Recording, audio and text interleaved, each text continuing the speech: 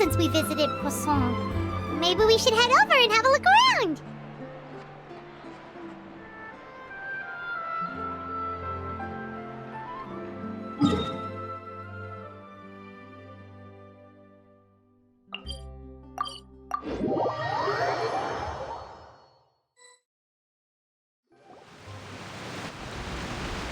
Hey, traveler, Paimon. Oh, Paimon knows that voice! Over here.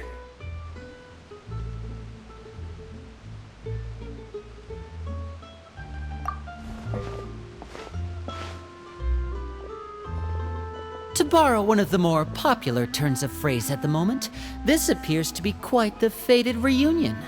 Running into you two out of the blue like this has really made my day. I certainly wasn't expecting it. You can say that again. What brings you to Poisson? Wait, Paimon's got it! You must be here for one of your magic shows, right? Actually, we've run into a bit of trouble on the home front, so Father arranged for us to stay in Poisson for the time being. Oh, are Lynette and Fremine here too? Yep, along with most of the other members of the House of the Hearth. You may have noticed Poisson seems a bit more crowded than usual. So you're saying nearly the entire organization has moved to Poisson? Sounds like you've run into way more than just a bit of trouble. What's really going on?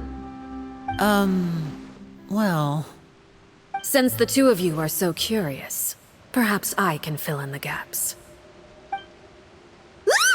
You scared Paimon half to death! Father, you're here. You know... on second thought, maybe we don't need to know? It's all probably super confidential House of the Hearth stuff, right? We totally weren't trying to pry or anything. No need to be nervous. I could sense your genuine concern from your conversation just now. Of course, I can also understand your confusion. Sending so many Fatui here to Poisson, it's only natural that some might suspect an ulterior motive to be involved. I understand. I'm well aware you've had your fair share of confrontations with the Fatui in the past, and I can't exactly guarantee that we'll remain on good terms in the future. As for right now, however, I would say we have little reason to be at odds, wouldn't you agree? The House of the Hearth could stand to be more open with those who have worked so closely with us in the past. As for the issue at hand, well, it hardly relates to any ulterior motive. To be frank, it all stems from a certain rumor circulating around the House of the Hearth. It's an internal matter. What sort of rumor? A rumor that a certain phantom child is hiding away in the House of the Hearth. A phantom child? Ooh, just hearing the name is giving Paimon the creeps. A spirit that should have long ceased to exist is lurking in the shadows of the House of the Hearth. So I decided to bring the children to Poisson before continuing to investigate the situation. I expect I should be able to track down the spirit fairly quickly. After that, it's just a matter of resolving the situation, if you will. It shouldn't be much trouble at all. If you're curious, or if you still have some concerns, it might be advisable to stick around for a few days. I'm sure the children would be exceedingly pleased to welcome some visitors. Lenny, I'll leave you to entertain our guests. I have some matters to attend to. Of course, Father.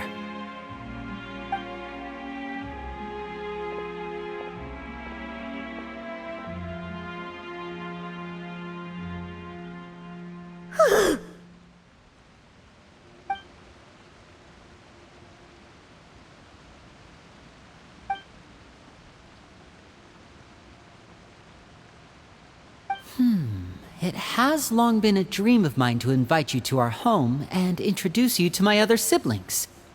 You're quite well known in the organization already. A lot of people have been talking about you, especially after everything with the prophecy. If you're willing, why don't you stay a while and have a little chat with us? Alright. We don't have anything else to do right now anyway. But let's be clear, we're just gonna be there as guests, okay? Don't get any funny... Oh, wait a second. For your guests, that probably means we'll be treated to lots of yummy food, right? Of course. During our stay in Poisson, we've been helping out the locals with some fishing. We bring in quite the bounty every day.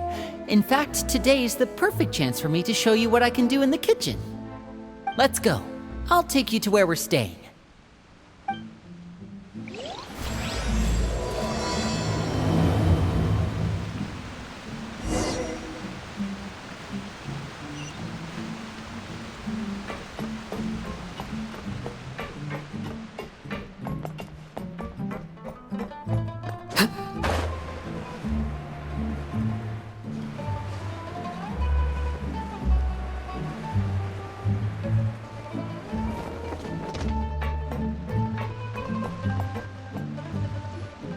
We rented this house from one of the locals to use as a temporary base.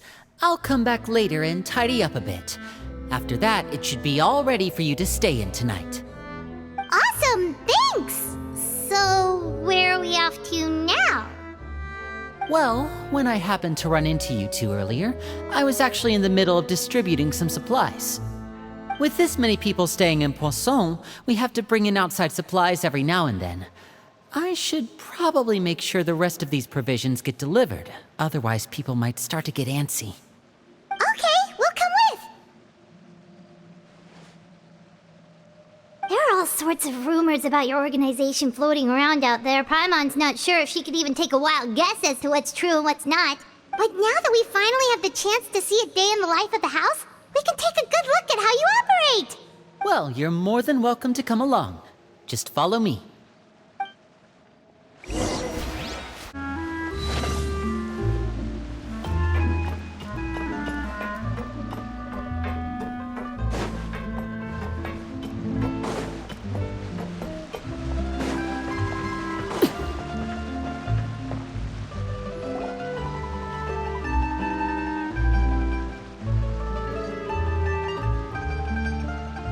Linny!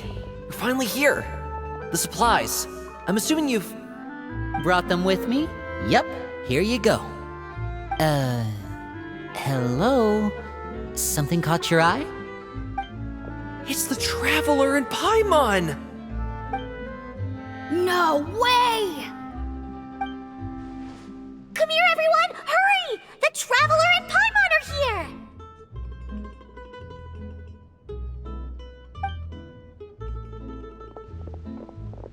One at a time, please. Don't crowd around them all at once. We don't want to scare off our guests now, do we? Oh, it's all right! Gotta say, Paimon didn't realize we were this famous. Of course! Father and Linny have told us so much about you. Father told us about how you helped Linny. According to her, you're a trustworthy friend. And as far as she's concerned, that's pretty much the highest compliment we've ever heard her give. As you can imagine, everyone's been very curious about you. I heard the Traveler is so strong that she can move a mountain with her bare hands. I heard Paimon eats so much that she can clean out the entire pantry at Hotel de Boer in just 3 days! Wait a second! That's the rumor you heard about Paimon? Oh, not cool at all! Oh wait, when guests visit, you're supposed to give them gifts and stuff, right? Oh, we don't need something like that. Besides, we don't have anything to give to you! Come on, we insist! I can give you some of my new potions. Just pick your poison. And by that, I mean medicine or actual poison. I've got both. Huh? Or maybe Shaplo can teach you guys about stealth! He's super good at it! He's never been caught! Ah, now that's not a bad idea. I know you usually prefer to fight head-on, but it never hurts to expand your bag of tricks, right? When it comes to eliminating your enemies, staying quiet can go a long way.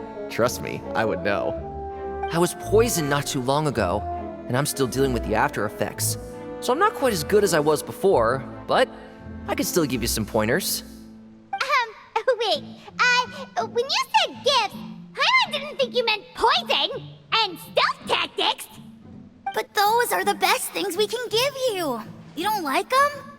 Ooh, how about this? Tell me the name of someone who really annoys you, and we'll teach him a lesson for you. All right, Fold, Selwar. I think that's enough suggestions for now. When it comes to being a good host, it's the thought that counts. You don't need a physical gift to make our guests happy. In fact, pestering them with suggestion after suggestion might make them more annoyed than anything. I would say your enthusiasm has certainly gotten across. Really?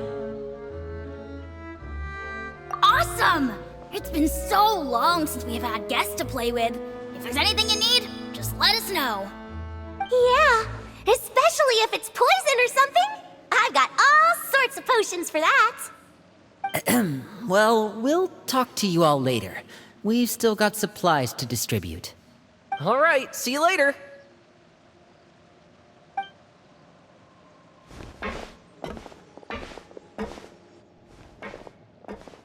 Bye!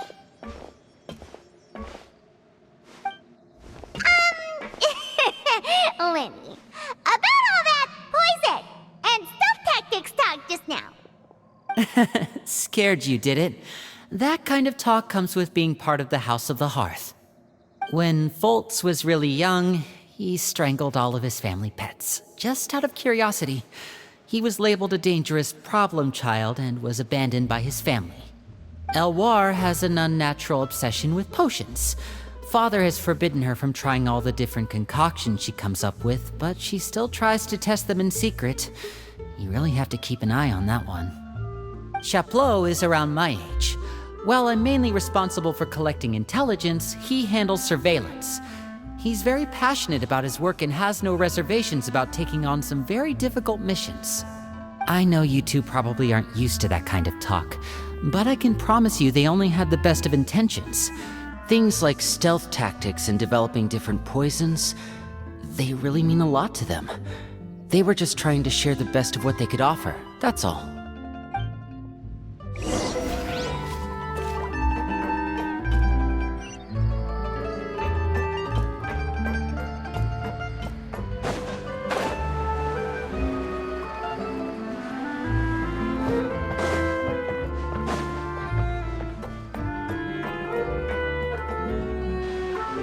Filial, supplies are here.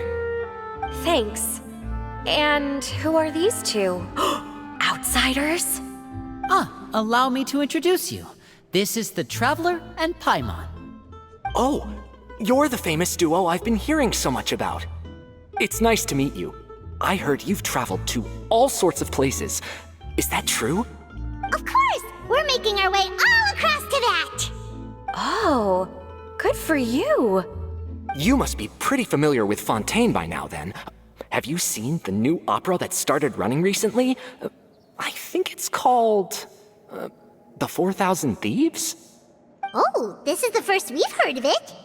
It seems like it's going to be fantastic. From what I've been able to tell from the posters, anyway. You should definitely check it out if you have the time. Oh, and there's The Blind Maiden, too. That one is supposed to have audience interaction. Seems pretty interesting. After this mission is over, I think I'll go get a manicure. Oh, maybe I should dye my hair. Wonder how much it'll cost. Is it just Paimon, or do these two seem much easier to get along with than the others? Looks like the House of the Hearth has some normal members after all. I heard that. Oh! Oops. I'm guessing you're referring to Foltz and the others? Yeah, we're definitely not all like them. I bet those crazies are practically foaming at the mouth right now. I'm sure they just can't wait to get back to Snezhnaya to carry out the plan. That's enough, Filial. Don't talk about family members behind their back, right? Whatever. Let's go. Guess this is goodbye then. If you ever have some time, we should go see the opera together.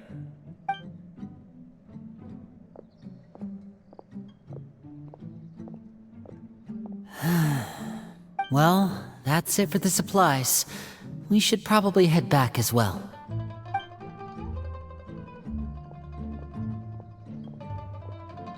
Well, Well, they didn't seem too happy with each other. Seems like there could be something more going on here. You're right. We're only here as guests after all. Oh, Linny's getting super far ahead. Come on, let's catch up.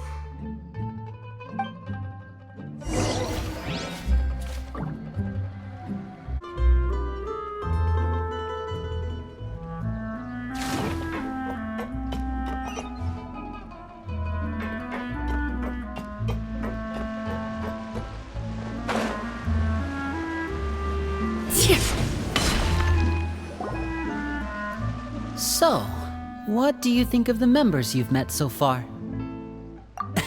Well, Father is always encouraging us to be strong-willed and independent. So if there's one thing we've got, it's people who aren't afraid to speak their mind. Well, I should probably get cooking. Wanna join? Of course! Then let's head out and... Huh? Fremine?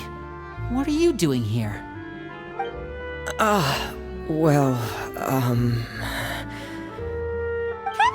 nice to see you again! You too. I heard you're here as guests of House of the Hearth. Welcome. We were just going to make some food. Why don't you come along? I could use some help in the kitchen, and I seem to remember you mentioning you wanted to make seafood soup for the traveler in Paimon. Seafood soup? Oh, Paimon's drooling already. Were you looking for something just now, Fremine? Maybe I can help. It's nothing. I just wanted to see if there were any extra supplies. Yeah, we've got some left over. What do you need? Some food and water. And some clean cloth, if possible. No problem. Give me a second here. Food, water... Wait a minute. What do you need all of those for? You're not on any missions as far as I'm aware, and you were just going to come eat with us. So what's this all about? I thought I'd grab an extra portion because I get hungry at night. Could be because I'm growing, you know? And... Fremine, you remember what I told you? You're not like me. Your lying skills still need some work. Tell me what's going on. Is it really bad enough that you have to keep it from your own brother?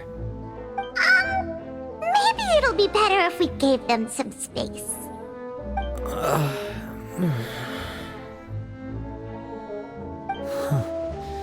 This is the first time I've seen that kind of look on your face.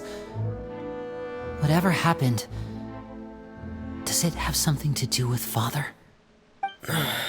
yes.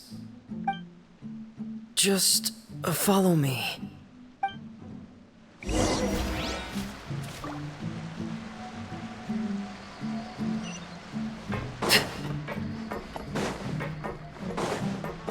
I need to find something.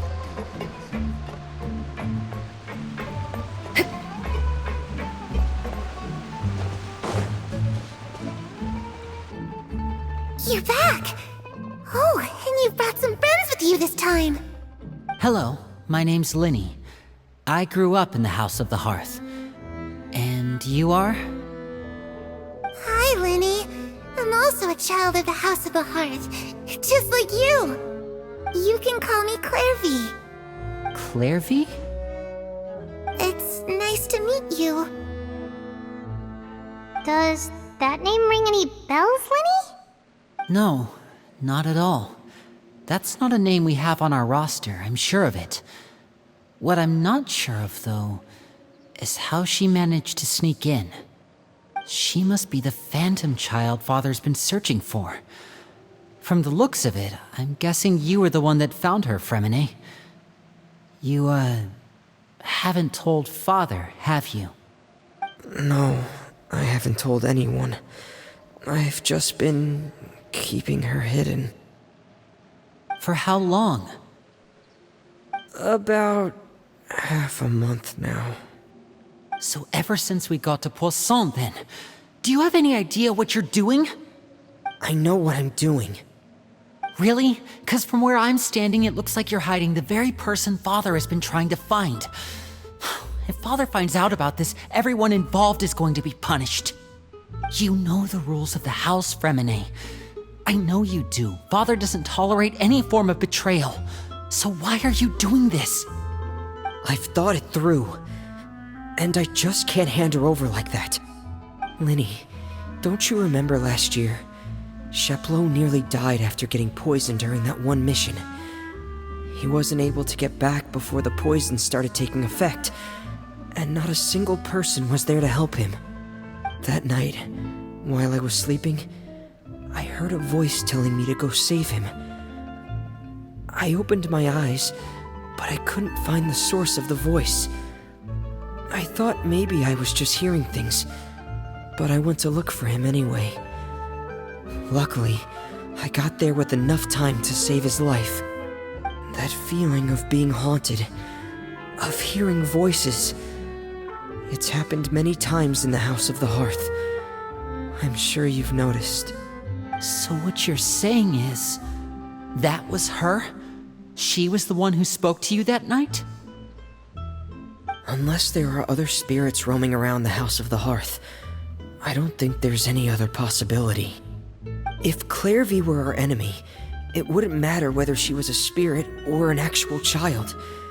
I would have acted without a second thought, because that's what Father ordered us to do. But she's been living with us, helping us from the shadows all this time. I think that makes her family. I couldn't just hand her over to be dealt with.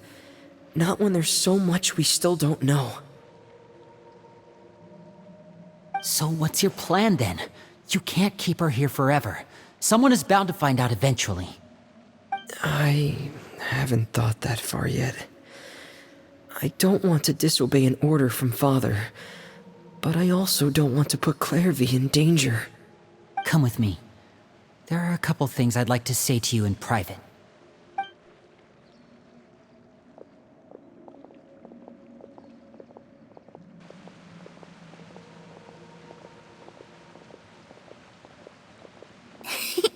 Those two sure care a lot about each other. Well, they got a funny way of showing it. From where Paimon was floating, it sure seemed like they were about to bite each other's heads off. No way! They have a really deep bond. I could tell right away, because I also have a friend like that. I just don't know how long that kind of bond can last. The darkness in the house runs deeper than you can imagine. No one can get out alive. I'm sorry, Linny. I really didn't mean to drag anyone else into this. Oh really? You didn't mean to? 'Cause I for one wish you did. Huh? What do you mean? You know, when we were younger, you didn't call me Linny. You called me brother, just like Lynette. We grew up together, the three of us. We were all orphans, all rescued by Father. Of all the siblings in the House of the Hearth, I think our bond was the closest. Later on, when you started calling me Linny, I wasn't actually surprised. After all, Lynette and I are related by blood. We've had to depend on each other to survive long before we joined the house. Linny, The darkest and most difficult moments of my life happened before you and I had ever met. I'm sure that's true for you as well. Even so, Fremine, we've stood by each other for all these years now, and to me, that means more than blood. You and Lynette are the most important people in my life. No one can replace you. So I won't let you face anything alone. Not if I can help it. Oh, looks like things are getting kinda heated between Linny and Fremine. Maybe we should go check on them. Oh, it's raining. I should put my clothes away. Hey, you two! Hope we aren't interrupting anything. Like a fight, or... Oh, wait a minute, Fremine.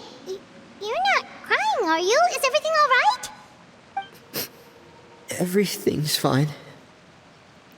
Thanks for asking. Well, we're all friends here, right?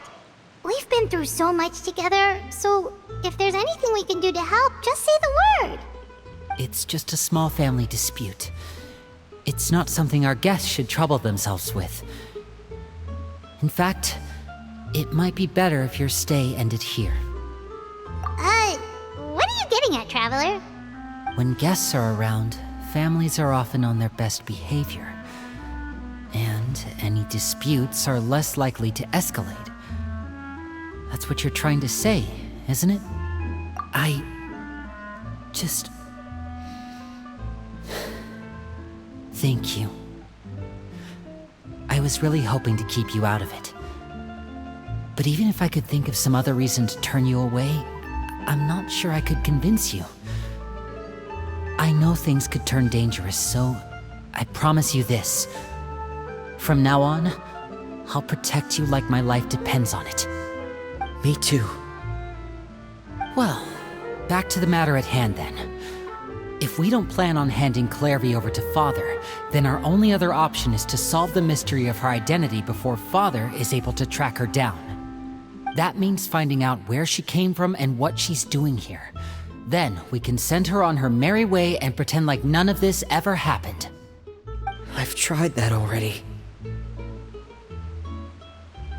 And?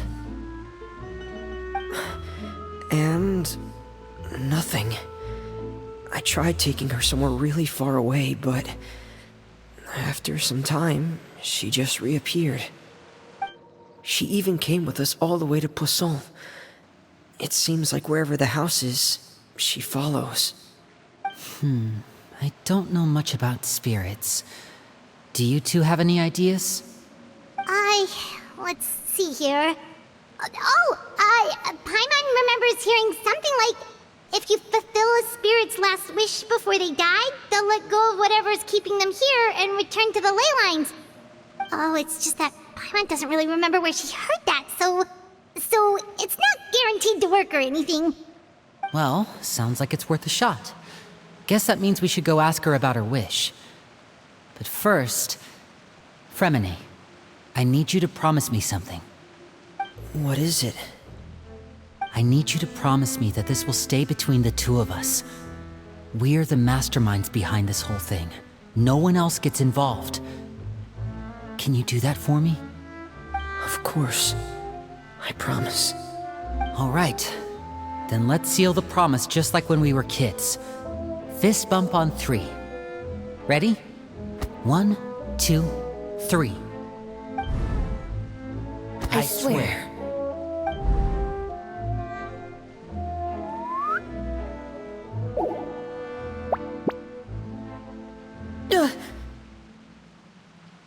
Whoa! Lynette!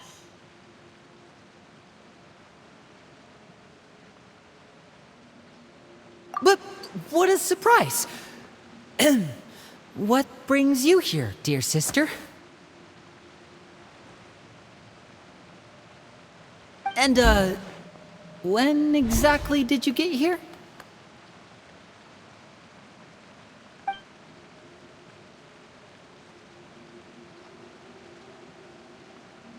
You're an idiot, brother. And you too, Fremine.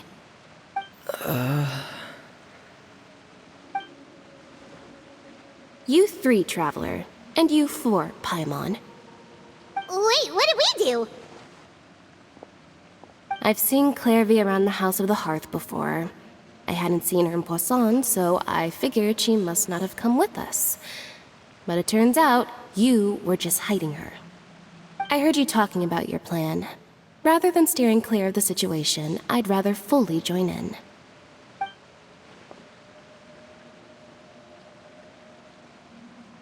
If you don't agree, I'll have no choice but to report everything back to Father.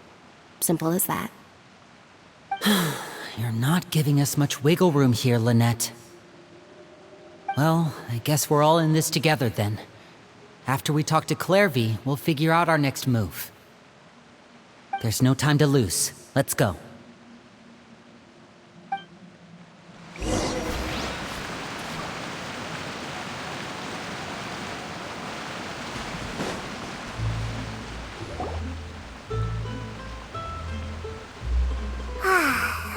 full. Thank you for bringing me this food, you guys. She said she's full, but the food doesn't look like it's even been touched. That's right. Based on what I've been able to observe, it doesn't seem like Clairvy can interact with the physical world at all. Still, when she's presented with food, she'll always linger around it for a good little while. Maybe, in her mind, she really is eating those things. Does she know that she has already passed away? I've tried to ask her, but she didn't answer.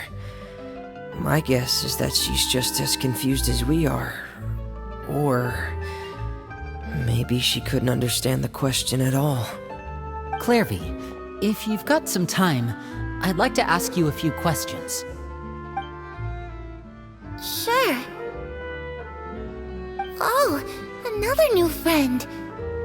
Hi, I'm Clairvy. Hello. Clairvy, how did you join the House of the Hearth? Huh?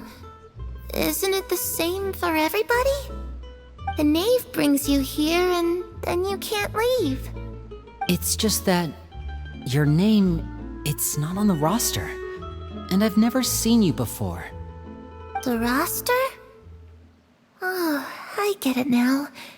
I think there might be some things you don't know about this place. The people in charge, they're not as nice as they look. They say they keep a roster, but it's not complete. There are a lot of people who aren't on it, and never will be. In this house, some people are family, and other people are just test subjects. Those kinds of people aren't ever going to get a place on the roster, unless it's the roster of people who've been executed. Wait, does that mean the knave... she... Is there anyone that can vouch for you? Perry, she's my best friend. She's the only one I trust in this place. Have either of you heard of that name before? No. Me neither. Clairvy, Perry.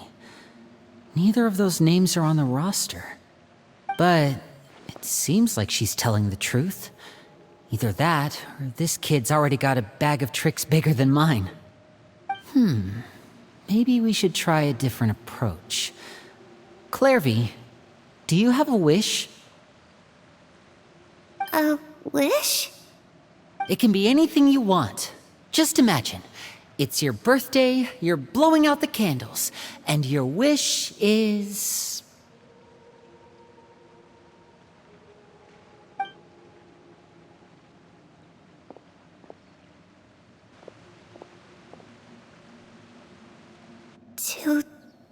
To go outside, where the sun can find me. That's it? Well, that sounds easy enough. The darkness in the house runs deeper than you can imagine. No one can get out alive.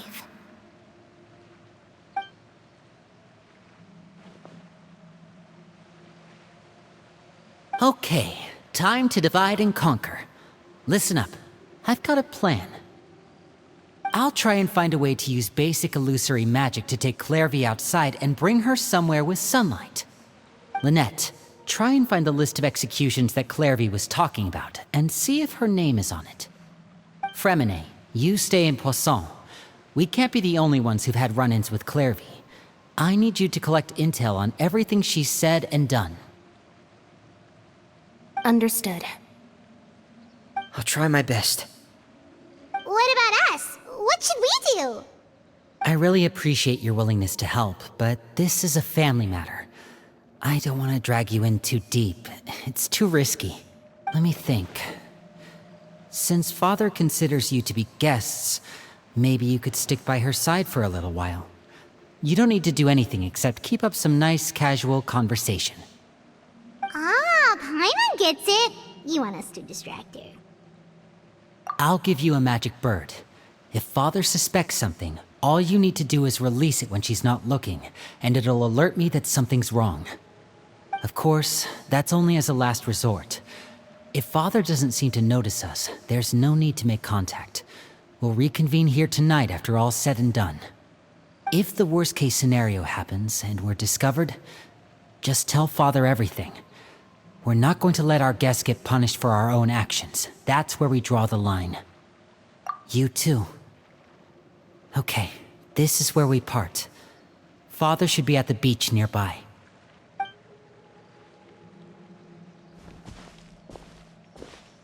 I really hope this goes well.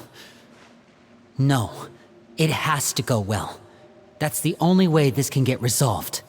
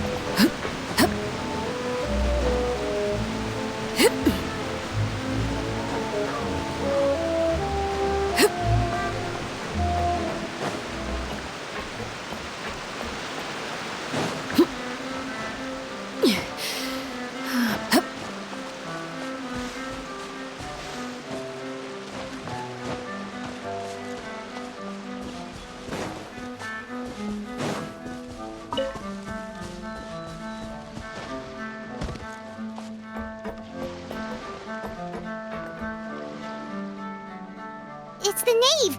And child! Hey, aren't you supposed to be in Snezhnaya recuperating? What are you still doing in Fontaine? Oh, it's you two.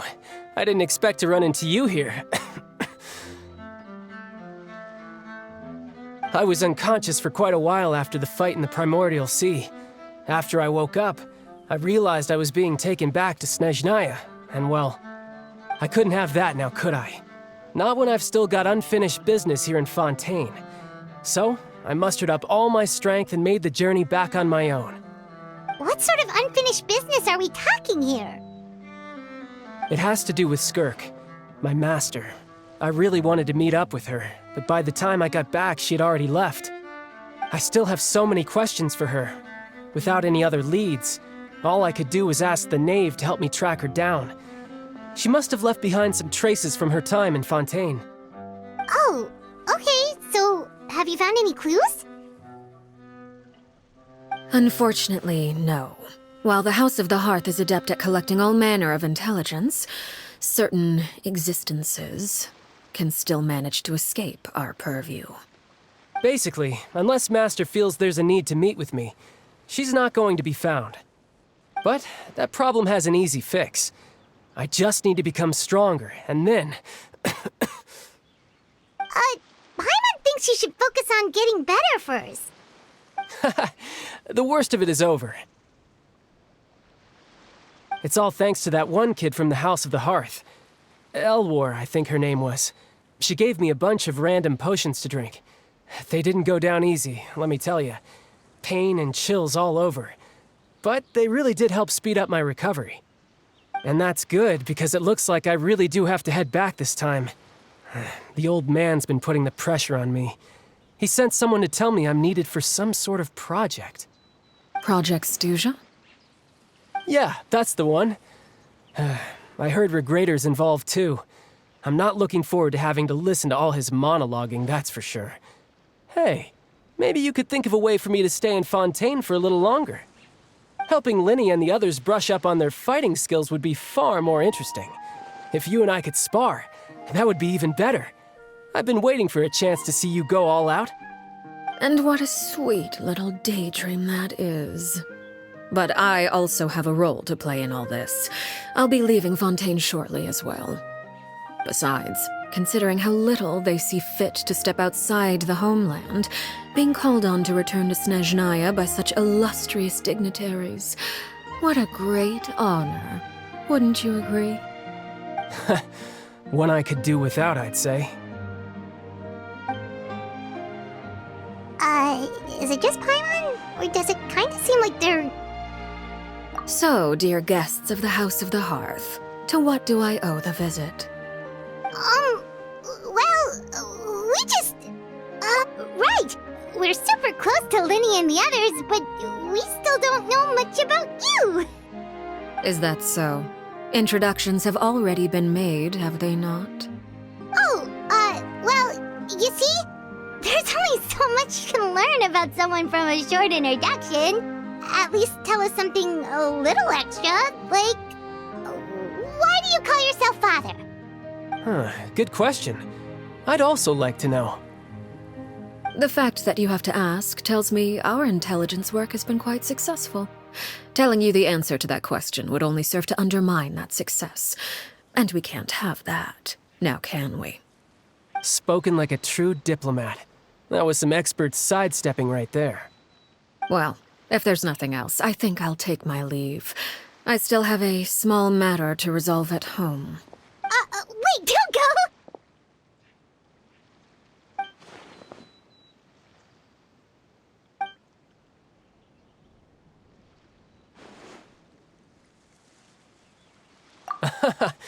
I'd also like to hear the answer to this. I've met some of the members of your organization, and they all seemed like really good kids. They actually reminded me of Tonya and Tusser. Which, by the way, if you ever betray them, I'm just letting you know, I won't let you off easy. And why would I betray them? Well, you've already betrayed the House of the Hearth once, haven't you? At least, that's what I heard.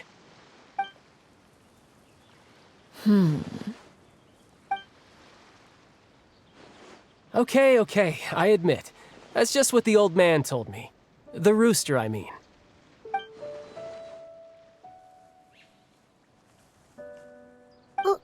Wait, did you really do something bad to those kids? Never mind what I've done. I'm more curious as to what the mighty rooster had to say. Care to enlighten me? Well, nothing much.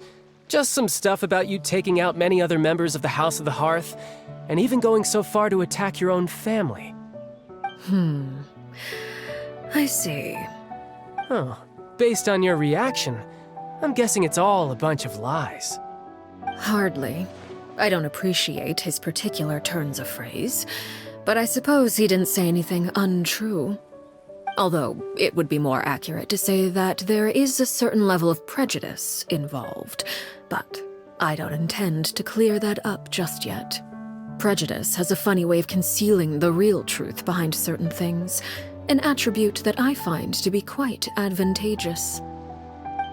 Call yourself a Fontainian, for example, and people will assume all sorts of things, when the real truth is that this is simply the land where I was raised. Huh? You're not actually from Fontaine? But then why did you try to help out with the prophecy and everything? I was trying to protect the children born in Fontaine. Claiming that I myself was a Fontainian simply made it easier to operate. People would hardly suspect a fellow Fontainian of having any ulterior motives. Who wouldn't want to save their homeland after all? The primordial sea wouldn't have any effect on me, but it would have caused great harm to the House of the Hearth. Well, you wanted extra information, didn't you? There you go. I hope that satisfied your curiosity.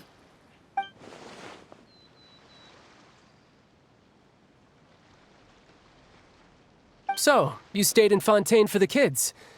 I guess I was wrong to believe you'd betray them. Apologies.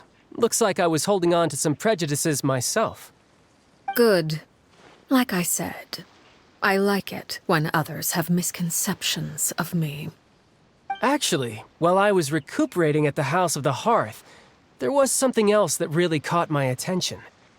I heard that members always resolve disputes and arguments with a friendly spar, and the loser has to back down. Seems pretty cool if you ask me. Would also give them plenty of opportunities to hone their skills. Well, that's only a recent development. In the past, such spars weren't nearly so friendly. The losing party would lose everything, including their life. They were that high stakes? Whew, at least that's not a thing anymore. Well, The current atmosphere's not half bad. I'm a bit jealous, actually. You've got so many family members around you, and you even get to live with them. Having a lot of family around means dealing with a considerable amount of bickering and scheming. Once Tonya and Tusar enter their rebellious phase, I'm sure you'll understand. Just imagine. Tusar becomes obsessed with plucking out strands from the rooster's mustache, or Tonya decides to dye her hair 42 different colors. Okay. I get the picture.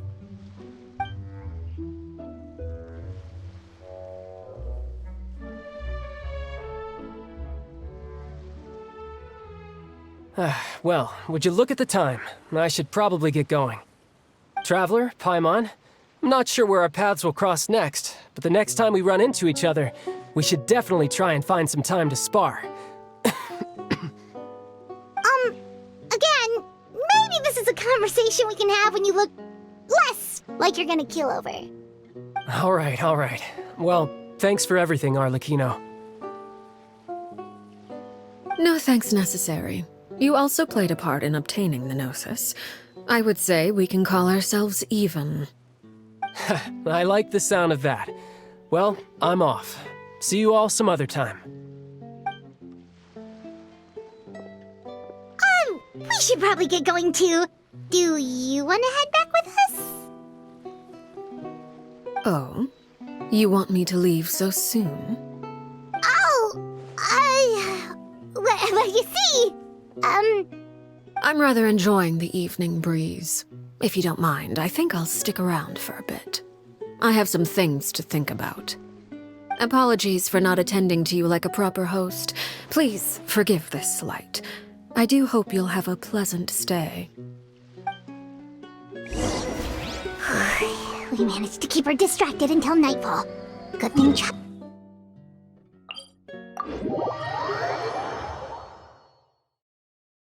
Oh, I wonder if Lily ran into any issues. Let's hurry back and see how everything went.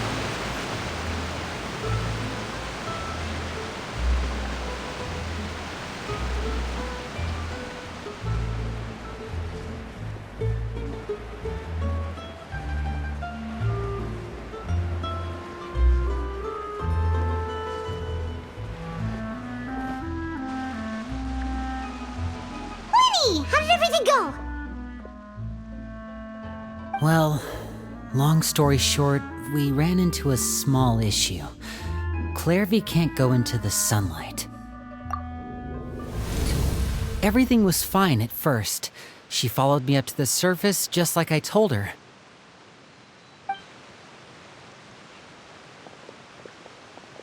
But as I led her out of the shadows and into the sunlight, she vanished.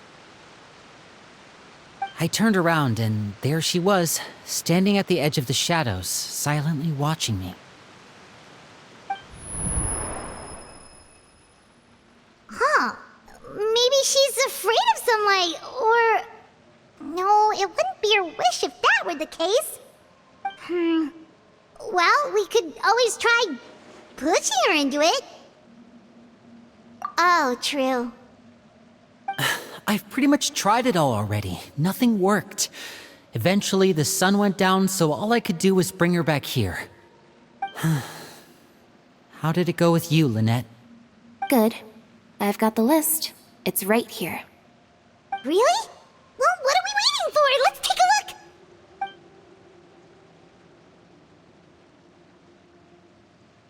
Oh, that's a lot of pages. Oh, it's gonna take forever to get through it all. We can each take a section. Here.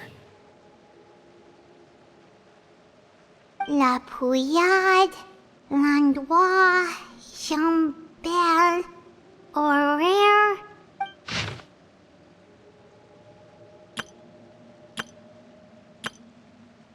Oh, yikes. That Horaire guy has a huge scar on his face. He's kinda giving Paimon the creeps. I've met him before. The scar is from an injury he received during a mission. I still remember him joking with me about it. He said any future lover would take one look at him and then lose all interest. Did he say anything else? Well, I asked if there was someone he was interested in. He said no, and that's where our conversation ended. It was only later that I learned he really did have someone he liked. He risked everything to escape so he could be with her, but it didn't work. One day, Father asked to see him, and, well, I never saw him again after that. Wait, so that means the knave, she... It may seem cruel, but it's just one of the rules of the house. Betrayal is not to be taken lightly. We know too many secrets to come and go as we please. So, if you do try to leave, you pay with your life.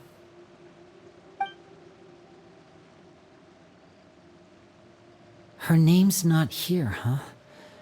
Well, that's not too surprising. It doesn't seem like this list is complete. It only contains records dating back around 5 years. Let's shift our attention then. Fremine, were you able to find anything out? Fremine. Sorry. I was thinking about something. I managed to talk to quite a few people, but I couldn't help but notice that the atmosphere in the house was a little... strange. Strange. Yeah, I mean, I know there have been arguments in the past, times when people haven't gotten along. Chaplot and Filiol are a good example of that. Oh, those are two of the people that we met while delivering supplies. Paimon can see how they might not get along. They had very different vibes, and their, interests seem to be pretty different as well. That's to be expected, actually. Father brought us all here, shared her knowledge with us, taught us how to fight. That's one thing we all share. But that's also where the similarities end. Not all of us feel the same desire to stay here. As members of the House of the Hearth, we're also considered part of the Fatui. And to a lot of people, that's an identity they never asked for. Certain members get older and realize they want something else for themselves. But considering the rules of the house, most people would never say that out loud. People like Chaplot and Foltz are loyal to Father and her vision. They're proud to be part of the Fatui. Filiol and Nantoy, on the other hand, well, they aren't quite as enthusiastic. These kinds of conflicts have always been there. It's not like Father is in the dark about any of this. Well, that's true. But it just feels like things have gotten worse lately. Filiol and the others, it seemed like they were meeting in secret to talk about something. I can't say for sure, but I think they've met Clairvy. You think she's been inciting them to act out? No, not exactly. But I wouldn't be surprised if she said something to them about the darkness in the house and how deep it runs. She's told me about it before. Experiments being run on children. People being used as pawns on the battlefield without so much as the strength to survive. And they just believed all that? Without any evidence? Clairvy's words probably gave them the excuse they were looking for. Whether they actually believe them to be true is secondary. This is all because of Project Stuja, isn't it? Whoa, hold on a second. What's this Project Stuja all about, huh? This is the second time it's come up now. Sorry, but I'm not sure of the details either. I only know what Father has told us, which is that it's something the Rooster and Regrader have been working on together. Apparently, it has to do with the Fatui's strategic plan for the future. Because the House of the Hearth was so successful in obtaining the Gnosis, we now have the honor of playing a key role in Project Stuja. Wait, but isn't that a good thing? Key role is just another way of saying dangerous role. To us, the whole thing is an inconvenience. Father thinks so too, but she's in no position to refuse. Their plan isn't exactly unreasonable, and they've been funneling the house a lot of funding. It's just that we'll lose a lot of members in the process. Participating in the plan, it's an honor in name only. What they're really trying to do is subdue us. The existence of an intelligence organization outside their control makes them feel uneasy.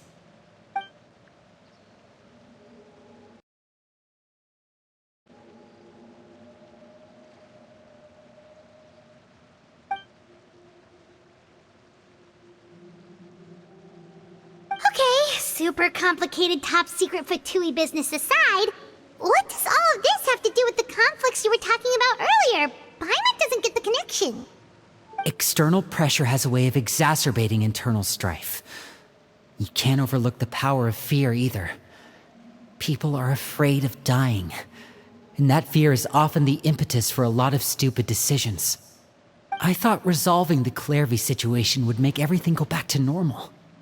But it looks like things are more complicated than I thought. If we leave Filiol and the others to their own devices, sooner or later, Father will be forced to take action. We can only focus on one situation at a time, brother. You're right. Even if we confront Filiol and the others, it won't do any good. It might even make matters worse. We should focus on Clairvy for now. Well, it's getting late. We should head back and get some rest. We'll try again first thing tomorrow. Lynette, you stick with me this time. Fremine, keep a close eye on Filiol and the others.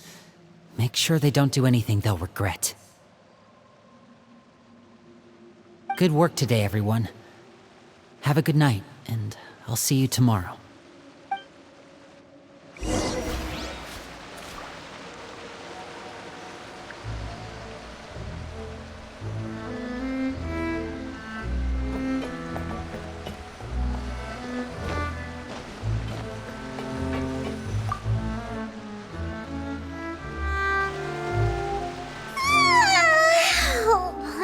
Looking forward to an early night, but she can't sleep at all. Hey, you don't think the knave will be too angry with Lenny and everyone if she finds out about all this, do you? She's even scary when she smiles. If she were to actually get angry... Ooh, you have to protect Paimon if that happens, okay, Traveler? Trust is ever, Traveler. Look over there! Quick, let's catch up with her before anyone sees!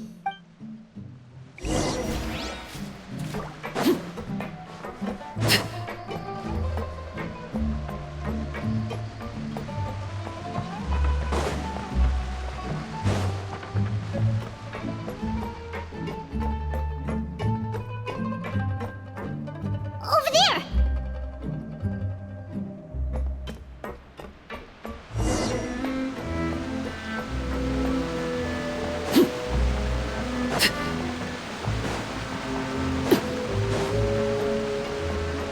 Where is she going? Or if someone sees her, we're toast!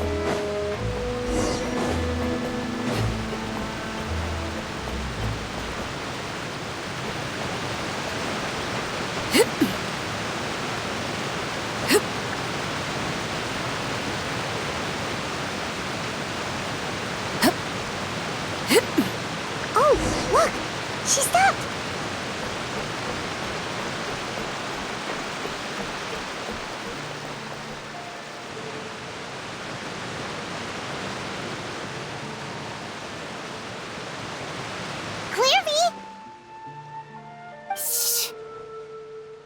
I opened the window while no one was looking. Look how pretty the outside is. If only I could have more than this. You probably think I'm being silly, huh? All this hopeless resisting. It's better to dream of what I could have than try to make it a reality, right? Please, help us get on the same page here, Clary. We need you to tell us what you know. Can you do that? Sure. Although, after you hear all this, I think you might regret that decision. Everyone in this family is nothing more than a tool. Something to be used and exploited. We're all expendable. Including me. As long as you're useful, you get to stick around. Lose your value, and you're handed over to the doctor, experimented on, and given a fate worse than death. I've seen it happen again and again, and I've had enough. You're saying the knave did all that? It's just, that doesn't seem like something she would do. She's scary and all, but it seems like even she has lines she wouldn't cross. I knew you wouldn't believe me. Everyone thinks she's a good person. They all think of her like a real mother. Mother? But she doesn't deserve that title. She's disgraced it and tarnished it. And if I had things my way, I'd never see her again. If only Perry were here, she'd understand. Perry. There's that name again. Also, Paimon's getting a strange feeling. It almost feels like she's not really here with us. Paimon can't tell if she's actually talking to us or if she's mistaken us for someone else. Well, in any case, it seems like she really needs someone to talk to. We should keep her company for a little longer. She looks so young.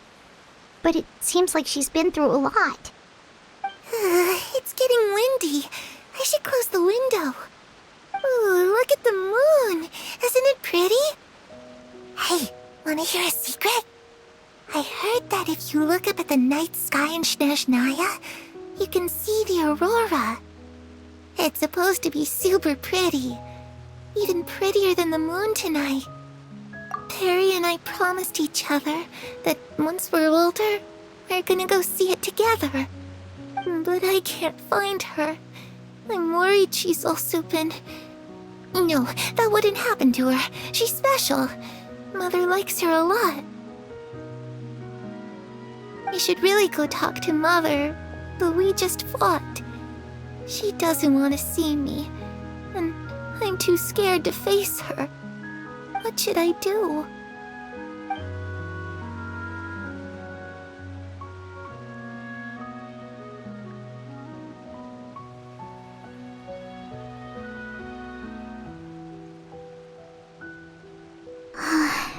Paimon really doesn't understand what's going on with her. Well, let's head back. We've got an early morning tomorrow.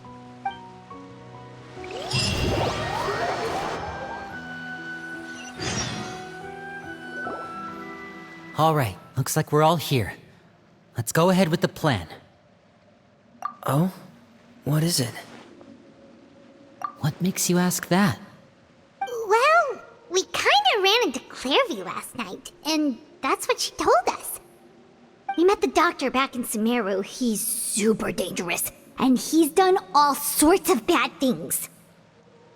It's possible that Father and the Doctor have had certain dealings, but I don't think Father would work with him. We're not really on the same side, so there's not a lot of trust between them. That doesn't exactly set the stage for a successful partnership. I did hear, though, that when Father first became a Harbinger, the Doctor offered to work with the House of the Hearth. Father rejected most of his proposals, except for one. It had to do with some sort of secret experiment. Secret experiment? Could that be what Clairview was talking about? I don't think so. I don't know any details about the experiment itself, but I do know it's an entirely independent operation. The Doctor only proposed a direction for the research. That was the extent of his involvement. I still don't think that counts as working together. The details of the experiment are confidential, but complete records are kept on all participants. That doesn't seem to be the case with the situation Clairview referred to. I know you don't agree with some of the Fatui's methods, and I'm not asking you to. But I am asking you to trust us on this. The House of the Hearth has its own principles. There are certain lines we're not willing to cross. Alright, that's good to hear at least. Clairview seems to think the knave and the doctor worked together to do something horrible. If that turned out to be true, Paimon doesn't know how he would even face you guys. It's just that it doesn't seem like Clairvy is lying either. The easiest thing to do would be just ask the knave directly, but Paimon doesn't think she'd tell us. Father didn't come back last night. She's probably still near the shore. We'll be counting on you to distract her. Lynette, you're with me. Fremine, you know what to do. Be on your guard, everyone. All right, let's get to it.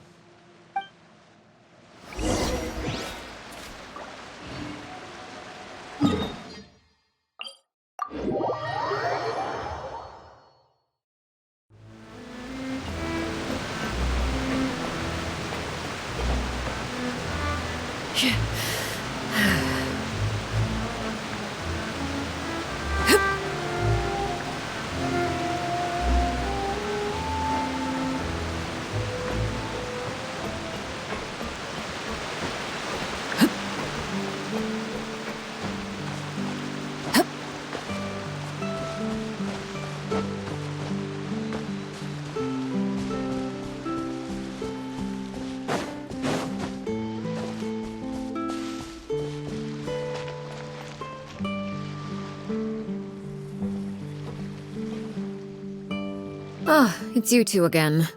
I must say, you look a bit pale. Did you have trouble sleeping last night? A little. Perhaps if you had less on your mind, you'd be able to absolve yourself of such troubles. So what are you planning to do now? Catch up on some sleep? Or should I give you some time to rack your brain for a topic to discuss before I ask any questions? Although I must profess to being curious. Without child here, how do you plan on distracting me? Us? Distract you? A good one. But no, we were just here for a chat. Looks like you could have used some extra time to think. No matter.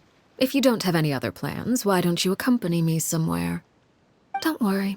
I'll be sure to steer clear of any scheming children. The ocean breeze is sure nice today. Children always think they can hide things from the grown-ups. But nothing gets past me. Least of all a little scheming. I think I'll let them have at it for a little longer. I can be very patient. Well, I'll leave you to think things over. If you're so inclined, meet me outside the Palais Mermonia. Good things come to children who do as they're told. So I do hope you decide to tag along. If only for your friends' sakes. What should we do? She clearly knows about everything we've been doing, and Paimon doesn't think it'd be a stretch to say she was threatening us just now.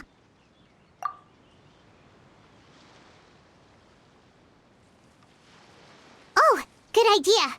Hopefully he sees it in time. Well, we should probably head to the Palais Mermonia. Paimon doesn't want to find out what happens if we don't show up.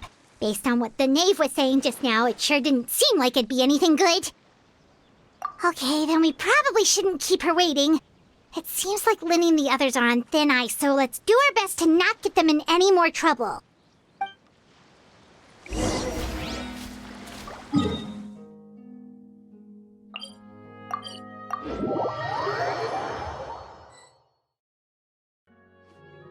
Seeing as we still have some time before my meeting, we might as well enjoy some pleasant conversation while we wait. I'm glad to see you get along with my children. Being surrounded by good companions is necessary for a child's development. You're not planning on doing anything to them, are you? I assume you're referring to Linny, Lynette, and Fremine. Although, there's that situation with Filial and Nentoy as well. It appears quite a few people have been acting out lately. No matter. I'm not one to discriminate. All those who betray the house meet the same fate. There are no exceptions. Does that mean you're going to kill them?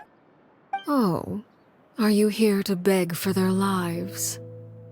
I'm sorry to disappoint, but the rules of the house change for no one. In my organization, everyone is responsible for their own actions. But don't you care about them at all? They really respect you. They even call you father. You must feel something for them. Any organization in which feelings come before principles is one destined for ruin. The House of the Hearth is hardly an exception. You could say our principles are more stringent than most. Perhaps I can offer you this consolation at least. As our guests, you two will not be held accountable along with them. I would imagine Linny, Lynette, and Fremine will be able to keep their lives. As for Filion and Toy and the others, I'm afraid there's little I can do. They can try to escape, but once you know our secrets, there's no getting out alive. But that's awful. Ah, you seem concerned. Out of consideration for my guests, I suppose I could turn a blind eye for a little longer. If Linny and the others manage to dispose of Clairvy in the meantime, all evidence of their wrongdoing will be lost.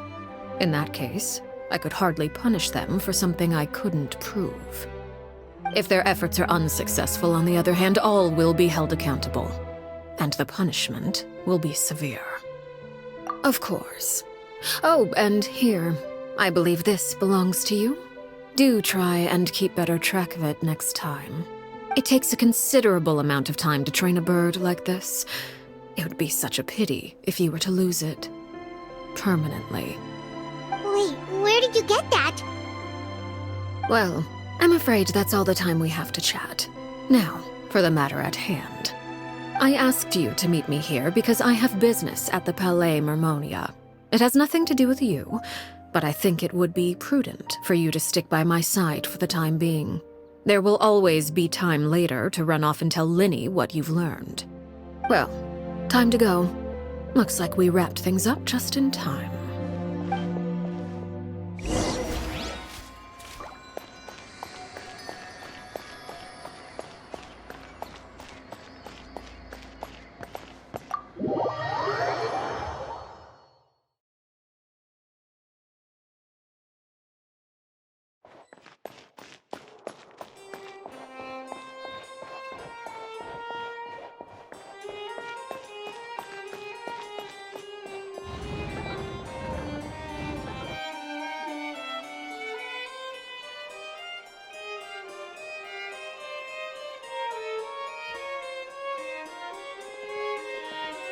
It's been a while, Monsieur Neuvillette. I must say, I wasn't expecting my meeting request to be approved quite so quickly. The Palais Mermonia operates with an efficiency worthy of admiration.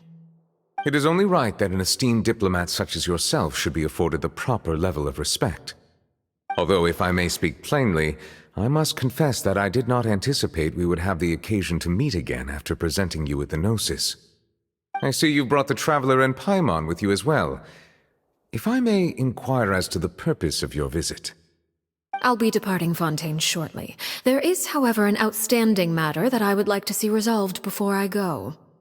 It requires a rather lengthy explanation, I'm afraid. So I took the liberty of explaining everything in this proposal. Please review it at your leisure, Monsieur Neuvillette.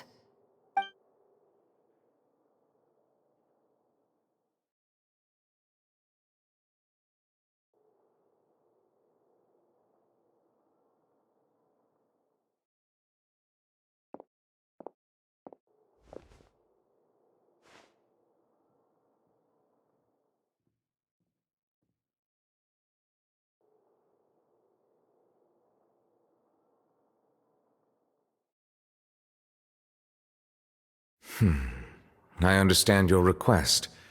However, at the risk of causing offense, I must admit that I fail to see why you would wish for such a thing. I heard you have a certain fondness for water tasting, Monsieur Neuvillette, so allow me to use water as an analogy. A family is like a large body of water with countless rivers flowing in and out. As someone who watches over this system, I would hope that each river that flows from the source will eventually reach the ocean. Of course, objectively speaking, I know this is impossible. Most of the rivers will dry up along the way, disappearing into the ground and leaving nothing but a barren riverbed behind. Not all rivers are destined to reach the ocean, but I would not see their existence rendered meaningless. I believe the water that flows within them is simply meant for a different destination, like a field in need of irrigation. Or perhaps the glass of a certain water-tasting enthusiast. Did you get any of that, Traveler? Your words paint an optimistic picture indeed. Allow me to remind you, however, few among us are willing to sip from a glass filled with tainted water. It may have been tainted at one point in time, but not to worry. I'll make sure it's strained of all impurities and returned to its cleanest form.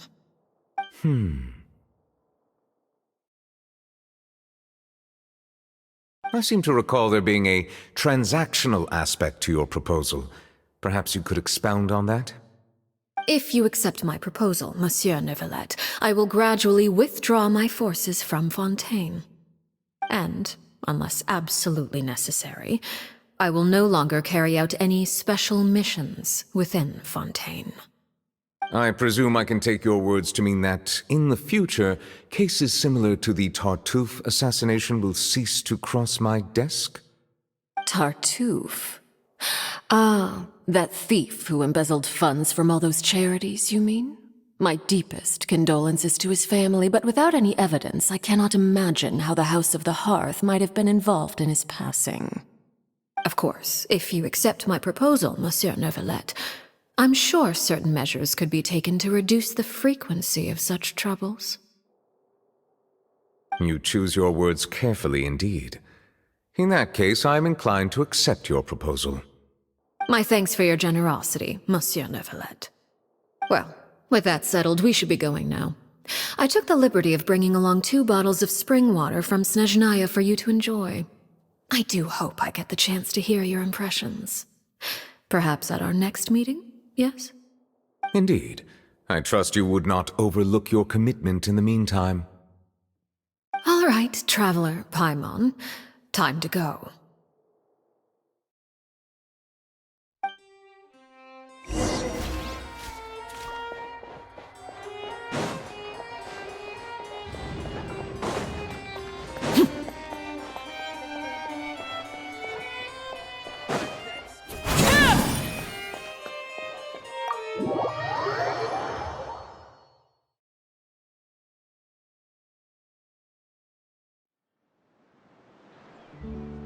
So, what exactly were you talking about back there? Paimon only heard you mention some rivers, a large body of water, and then some kind of irrigation scheme.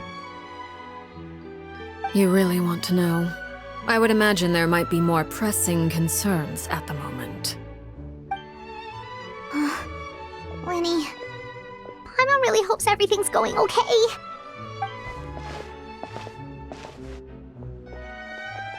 Oh, Paimon recognizes that look. You've got your thinking cap on, don't you, Traveler?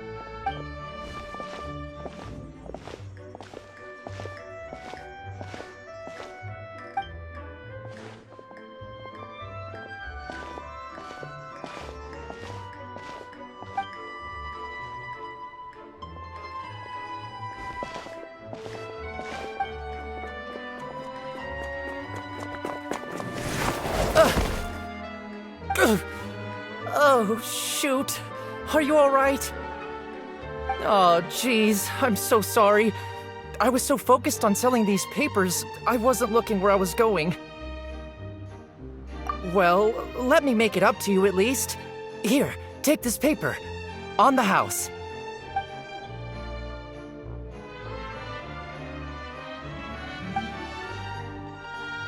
Oh, you don't have to give us anything. Please, I want to.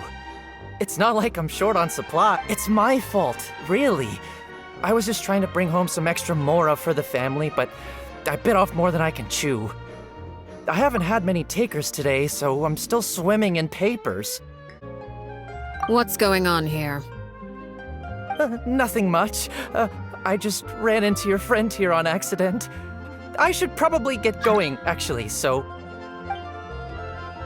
Hold on. Of course, I'm happy to compensate you with mora, it's just... I don't have any on me at the moment. I'll take 3 papers. Here, your payment. Oh! Thank you for your patronage. May the Archons bless you with good fortune.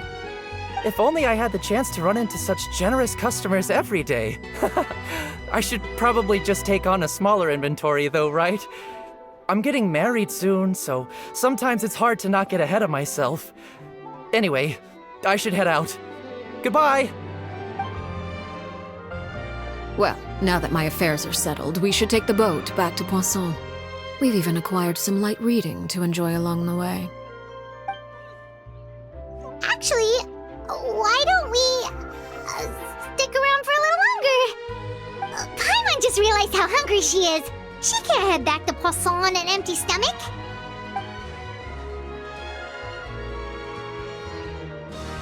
It appears you two are under the impression that delaying our return will somehow alter the situation in your favor.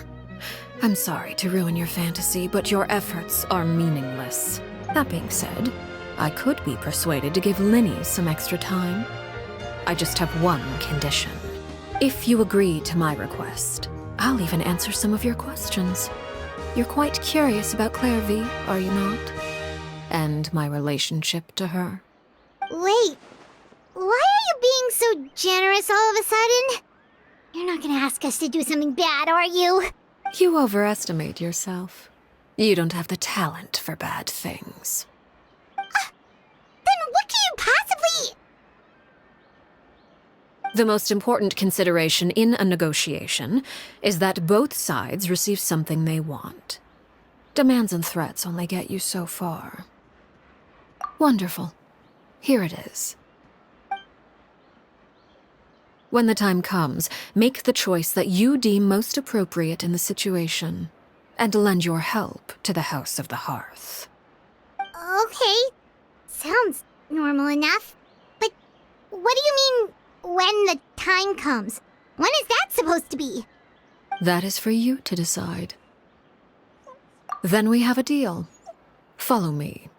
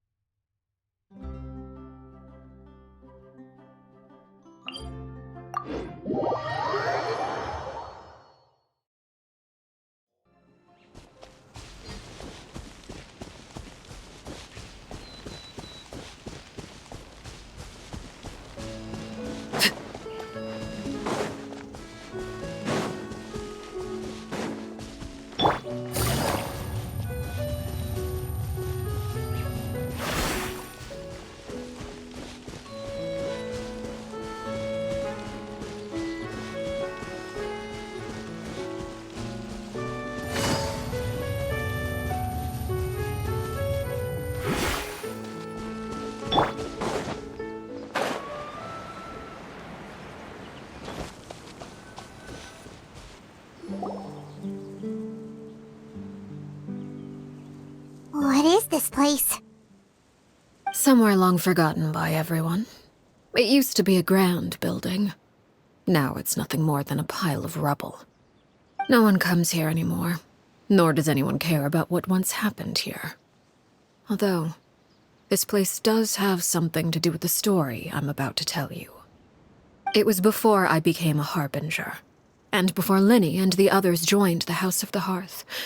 Due to certain events, I first killed Clairvy and then her mother. And this is where it all happened. You were the one that killed Clairvy? Patience now. Allow me to explain Clairvy's side of the story first. I'll start from the beginning. Clairvy was 6 years old when she was brought by her mother, Crucibina, to live in the House of the Hearth. From the outside, it seemed like a fairy tale. A thriving family made up of kind adults and friendly children. Crucibina was the knave at that time, and the House of the Hearth was under her control. She was Clairvy's mother by blood, but she was also the mother to all the children in the house. Clairvy was happy here, for a time. But she quickly realized that being part of this family wasn't a fairy tale at all. It was a kind of purgatory. Purgatory? Exactly. The House of the Hearth takes in war orphans from all over Tevat. But as for how to raise them, that depends entirely on the person in charge. Crucibina came up with a novel idea. She would teach the children to fight, force them to duel each other, and then crown as the king of the house the child who proved themselves most worthy of inheriting her title.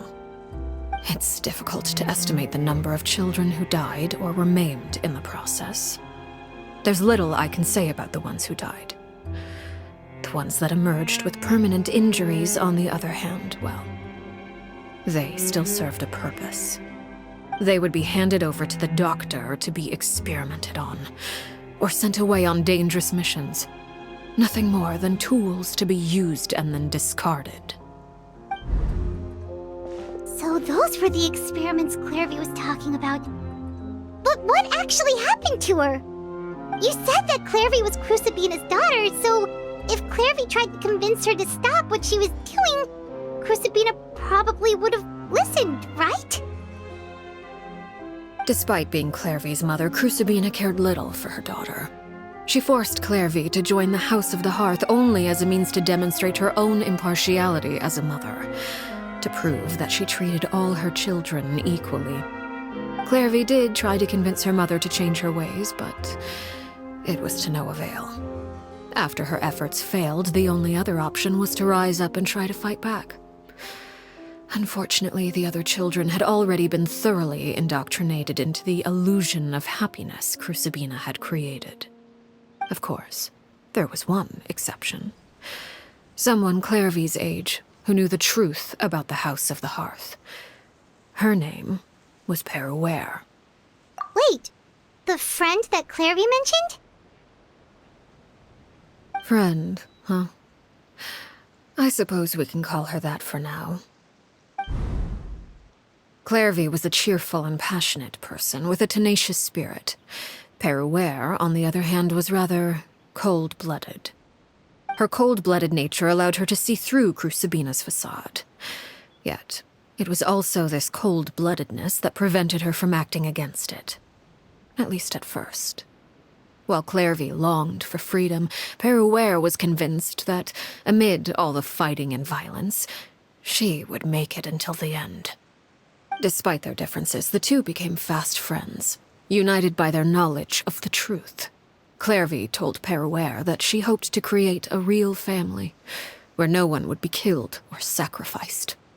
There may have been a certain naivete to her ideas, but Clairvy proved her determination many times over. She tried countless times to run away, ask for help, or expose the truth. But her efforts only earned her beating after beating.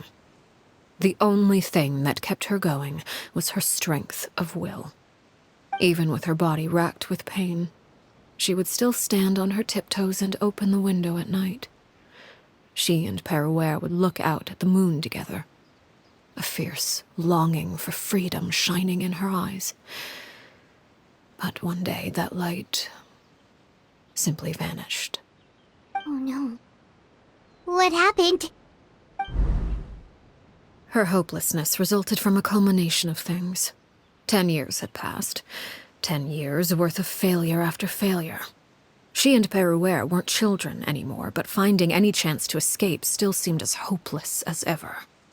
It was during this time that Peruere suggested a new plan. If escaping was out of the question, why not take down the very person sitting on top of this throne of lies? Mother herself. Clairvy rejected that proposal. She claimed that, as a famous harbinger, Crucibina possessed an unimaginable amount of power. Trying to kill her would have an incredibly low chance of success. Clairvy never gave another reason, but Peruere could see it written all over her face. Clairvy still thought of Crucibina as her mother. Killing her own flesh and blood was a line she couldn't bring herself to cross. If she couldn't escape and fight back, then only one option remained. Precisely. Death was the only way that she felt she could be free. It happened during a duel. When she arrived at the dueling ring that day, her partner turned out to be none other than Peruere. The very person that had stood by her side all those years. It was a fierce battle. But ultimately, Clairvy decided to let Peruware end her life. From that moment on, Peruware's journey was one written in flames. When the rain finally came and washed it all away, there she stood, the sole victor in Mother's endless game of slaughter. A trail of corpses strewn across her path to success. It was the very result she had predicted 10 years prior. Even then, she believed she would make it until the end. She wasn't surprised by the fact that she emerged as Mother's undisputed heir. Rather, her success left her with an inexplicable sense of restlessness. She was unsettled. And there was only one thing that could quell that sensation. Perhaps you two would like to take a guess as to what it was? Crucibina, you mean? But... Correct. This is the place where Peruware killed her best friend. A mere year later, this is also the place where she fought tooth and nail to kill the mother they shared. The moment she acted, any conception of what was right or wrong ceased to matter. It's one of the principles of the house. Only those who survive get to write the rules. Peruware won the battle, and became a harbinger herself. After which Her Majesty, the Tsaritsa, bestowed upon her a new name. Arlecchino. So the Perry Clairvy was talking about... It was you all along. You're Peruware. Arlecchino is just a name you got later. I left that name behind long ago. I must say, hearing it now does bring back memories. After I defeated Crucibina, the moniker of Mother died with her. I chose to forego the title she called herself, and even chose to give up my own name. I rebuilt the House of the Hearth under a new identity. Not only as Arlecchino, but as Father. And that is where the story ends.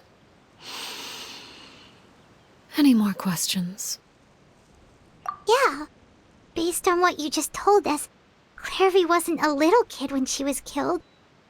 So the Clairvy we met... Was she really a spirit at all? I suppose you could call her an illusion born of flame.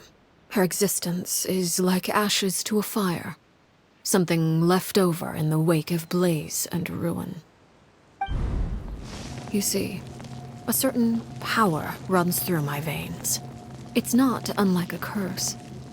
My flames leave behind shadows of anything they consume. Of course, the chances of those shadows morphing into a sentient entity are exceedingly slim. Clairvy is a very special case. Clairvy died when she was 16 years old. But what emerged from the flames was her 6-year-old self. Her appearance wasn't the only thing affected. Most of her memories were lost to the blaze as well. Memory is a mysterious thing indeed. Losing a portion of your memories will alter your sense of self. Lose 10 years' worth, however, and it would be like living in the past. Like returning to a version of yourself that never grew up. No wonder Paimon got such a weird feeling when we were talking to her. Perhaps I should put it this way. Clairvy is someone trapped in time. It may seem like she exists with us in the present, but she truly lives in the confines of her own past. So if all of that is true, then you must have known about Clairvy for a long time. Indeed. She's a rather volatile and unstable entity. Sometimes she would look after the children. She's even saved some of their lives. But other times, she would hide from me and become obsessed with revealing the truth about the house to anyone who will listen. Shadows don't have the capacity to learn or grow. Any new information they encounter is quickly forgotten over time. Your attempts to expose Clairvy to sunlight. They failed, yes? The reason is actually quite simple. In Clairvy's mind, the house is impossible to escape, and it is this very perception that traps her there. But no matter. All I have to do is kill her again, and all will be resolved. I don't anticipate so much as a single speck of ash will be left behind this time. Wait! Paimon can understand why you might want her gone, but isn't there another way? So what if she's trapped in her 6-year-old self? She's still your friend! At least talk to her first! It's too late for that. She broke the rules, and now she must be punished. That goes for Filial and Nantoy as well. She's had quite the effect on them. I hope you understand the difference between Crucibina and myself lies in our formulation of the rules, not our policy for enforcing them. Upholding the rules without question is a trait we both share, because that is how a household should be run. Is this really what you want to do? Whatever could you mean? Don't you want to say a proper goodbye at least? Whether as a killer or as a father, there are two things that must be avoided at all costs: anger and sorrow. Anger makes you impulsive. Sorrow causes you to waver. Well, it appears it's about time to proceed. Before we arrived, I told some of my well-behaved children to bring our troublemakers here by nightfall. I do believe I've kept my end of the deal. I gave your friends quite a bit more time. As for what happens now, we'll just have to wait and see.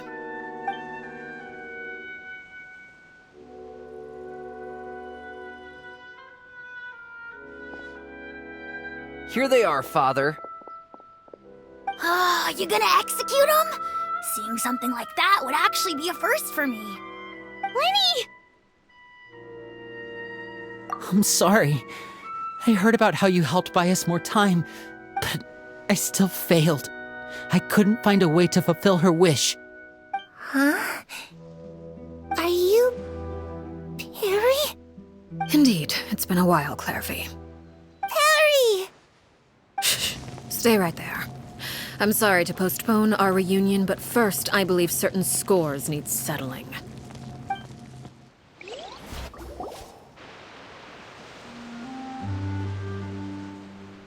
Father, let me explain. Out of my way. Father! You chose to conceal a threat to the house, and for that, you must be punished. Overall, however, I suppose your wrongdoing is hardly the most egregious of the bunch, so I'll deal with your punishments later. As for right now, the more pressing concerns are the traitors among us. By traitors? Do you mean us? Father, let me explain. We didn't mean to... Fultz, why don't you share what you heard? Yes, Father. Secret Midnight Meeting number 3. Participants, Filial, Nantoy, Sato, Toddy. Nantoy clearly said, if only Father wasn't the one who took us in. Sato added, I'm sick of this life. I just want to live as a normal person. Filial was the worst of them all. She called us crazies and said a bunch of mean things about Father. I did not! You're lying! Fultz is trying to frame us. It's not like I'm the only one who heard those things. After that, you and Toddy and a bunch of other people started talking about Clairvy. You were using all those things Clairvy brought up as an excuse to question Father. We're birds locked in a cage. The only way out is to destroy it. That's what you said, wasn't it? You little... You just want me gone, don't you? What did I ever do to you, huh? And you, Sheplo, have you forgotten who stood by your sickbed, watched over you, and changed your dressings? Come on, let's hear it then.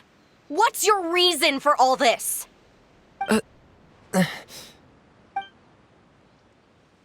You're wrong, Filial. We don't want you to die.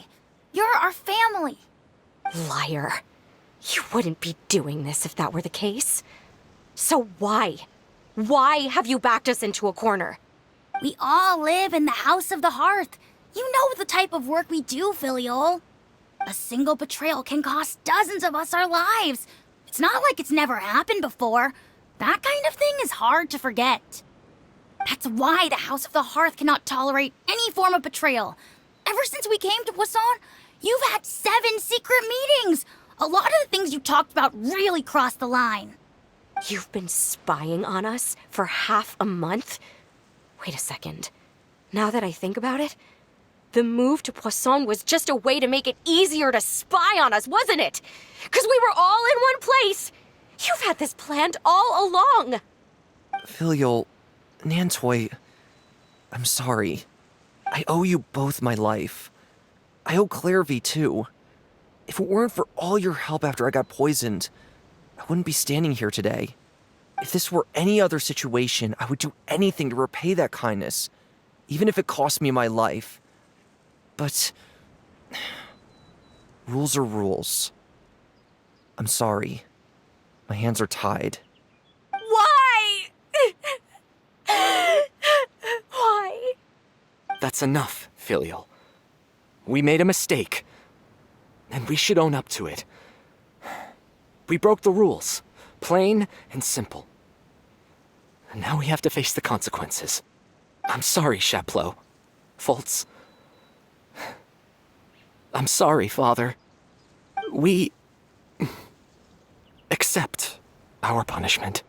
Chaplot, according to the rules of the House of the Hearth, how should these traitors be punished? All those who betray the house pay with their lives. And so it shall be.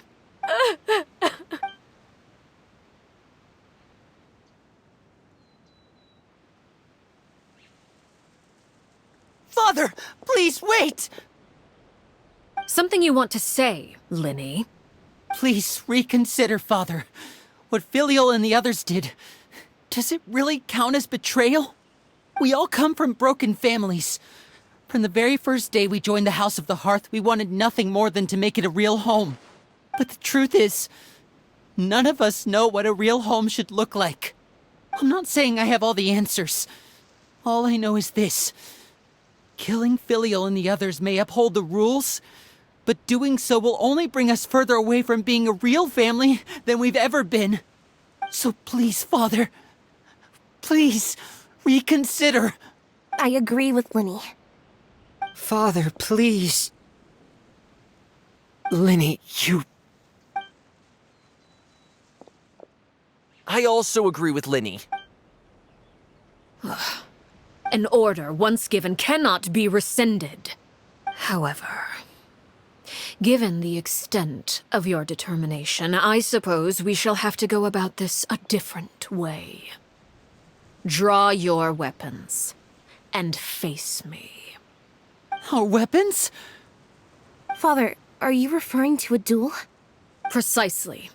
The rules of the house will not be altered. Traitors must be punished.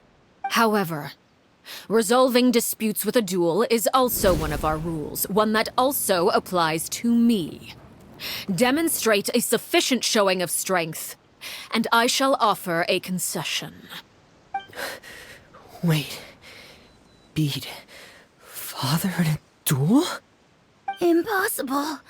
Father is way too strong, even for Linny.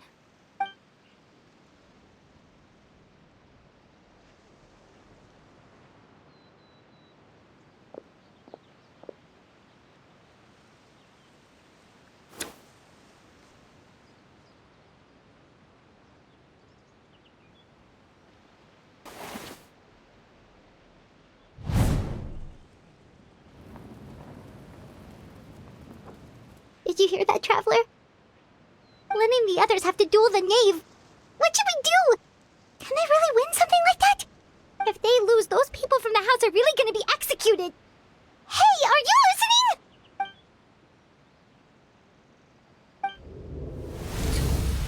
Don't you want to say a proper goodbye at least?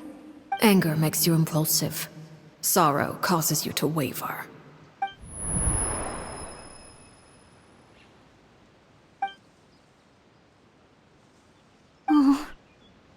Looking at that expression on her face, she seems really serious about this.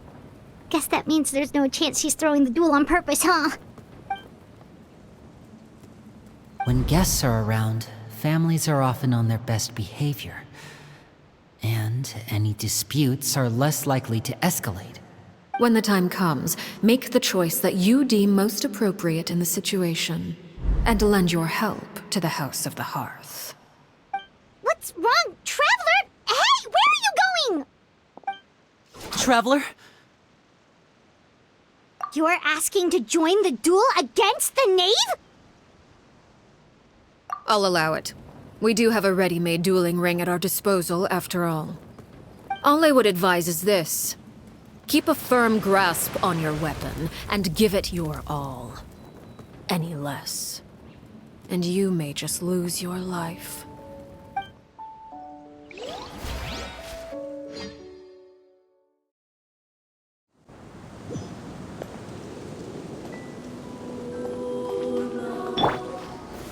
Gather! Emerge, right here. Closer now. Is it my turn now? And voila!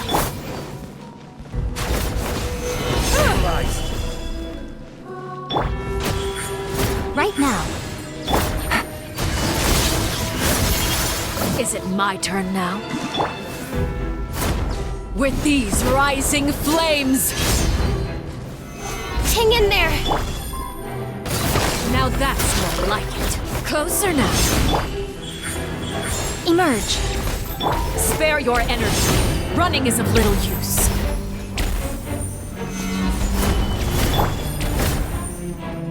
With these rising flames! Get in gear! Is it my turn now? With the fall of darkness, Gather! destruction shall Right now. rise. Right here. Have a taste of purgatory.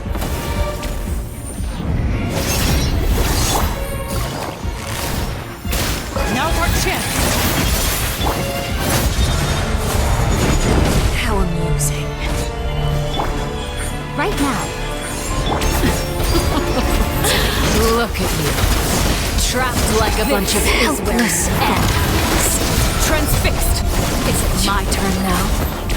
Are you alright?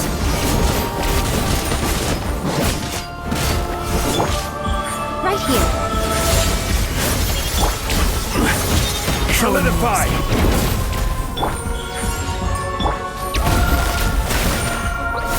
Emerge. Nothing Closer lasts now. forever. Get in gear! Not bad. You've proven to be a worthy opponent after all.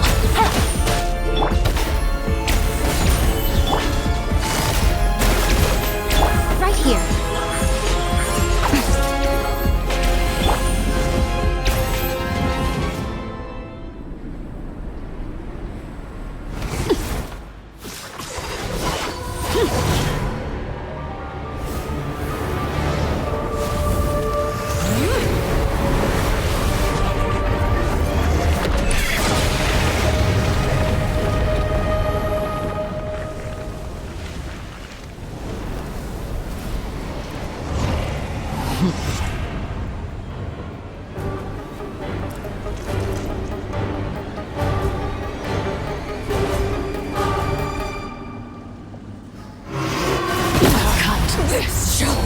Who's next? Be my fate. Now's our... Over here!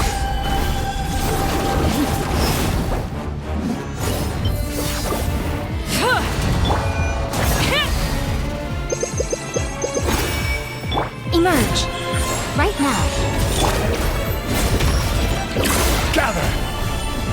Watch out for Father's movements! Look out!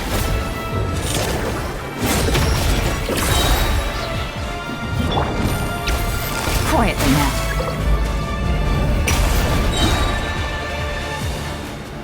Your punishment made manifest. Now's our chance! Over here! Right here. Emerge.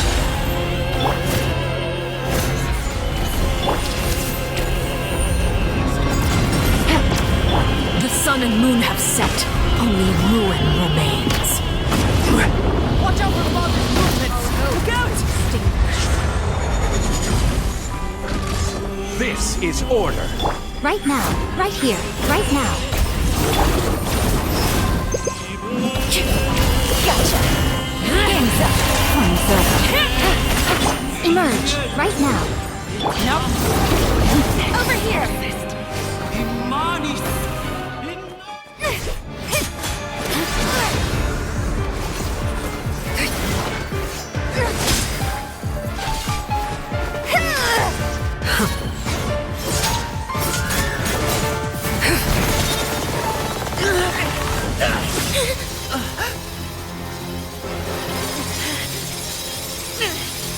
You should know better than to crowd in one place.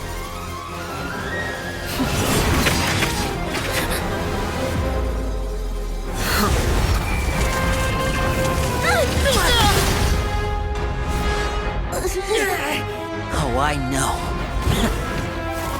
No! I'm sorry, Father!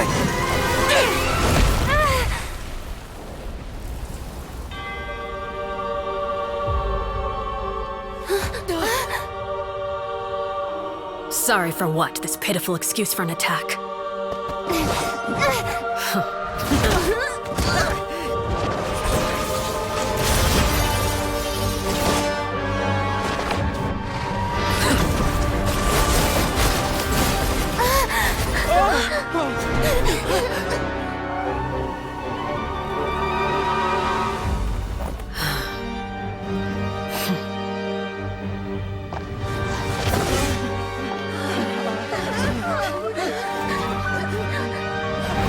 Father, no!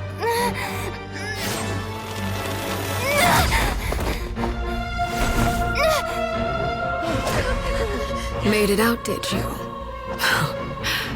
You're stronger than I expected.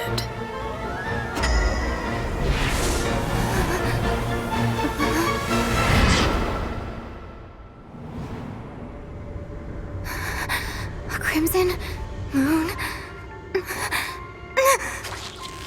I can't move.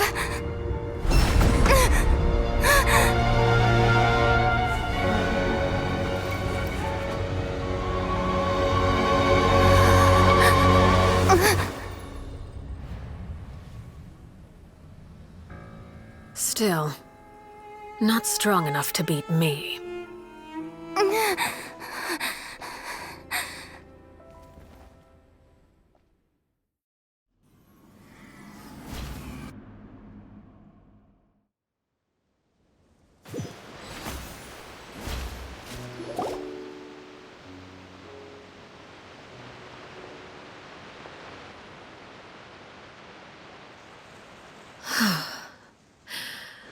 I believe we can end things here. It's not often that we get to enjoy the company of guests, after all. We wouldn't want things to get too out of hand.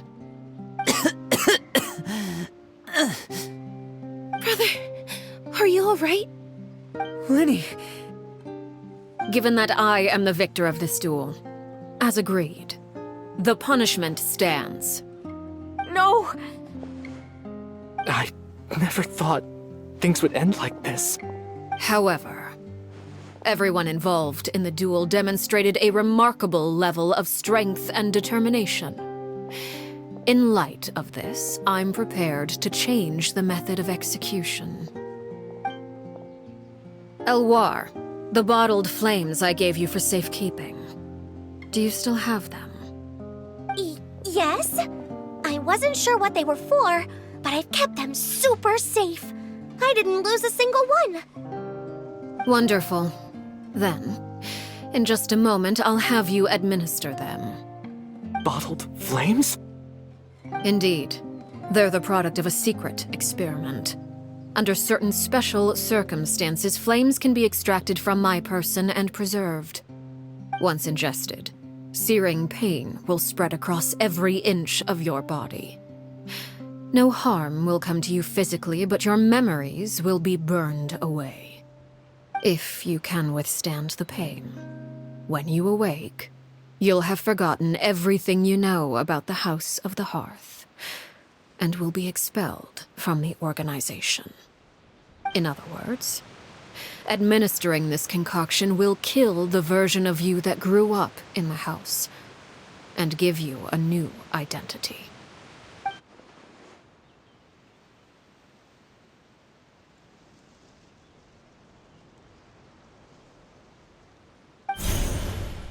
Memory is a mysterious thing indeed. Losing a portion of your memories will alter your sense of self.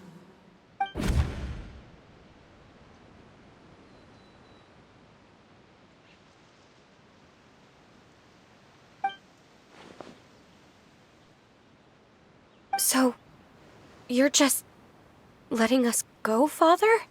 You misunderstand. Memories are extremely important. Once consumed by flame, the version of you standing before me will die, and our secrets will die with you.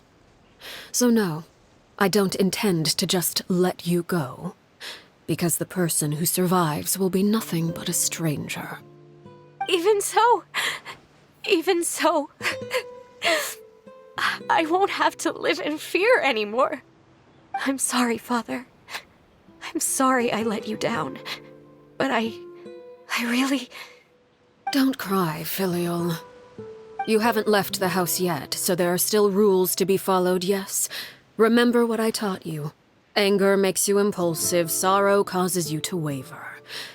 Don't let yourself be controlled by your emotions. Of course.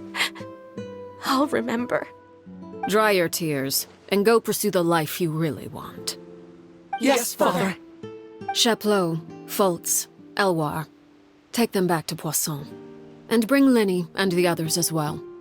I prepared 3 extra vials of bottled flames. As for whether to take them, the choice is yours. Goodbye, children. The next time we meet, I will no longer be your father. Thank you for all you've done for the house. I hope you have bright futures ahead of you.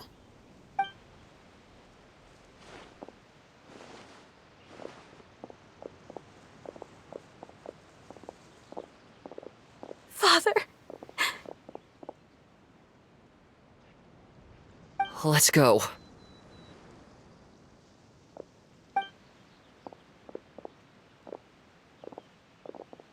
Here, grab my arm, Linny. I'll help you walk back. Thank you.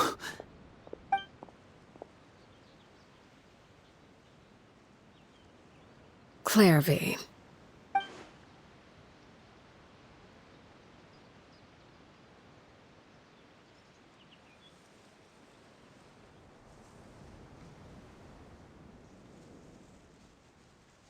Can we talk now?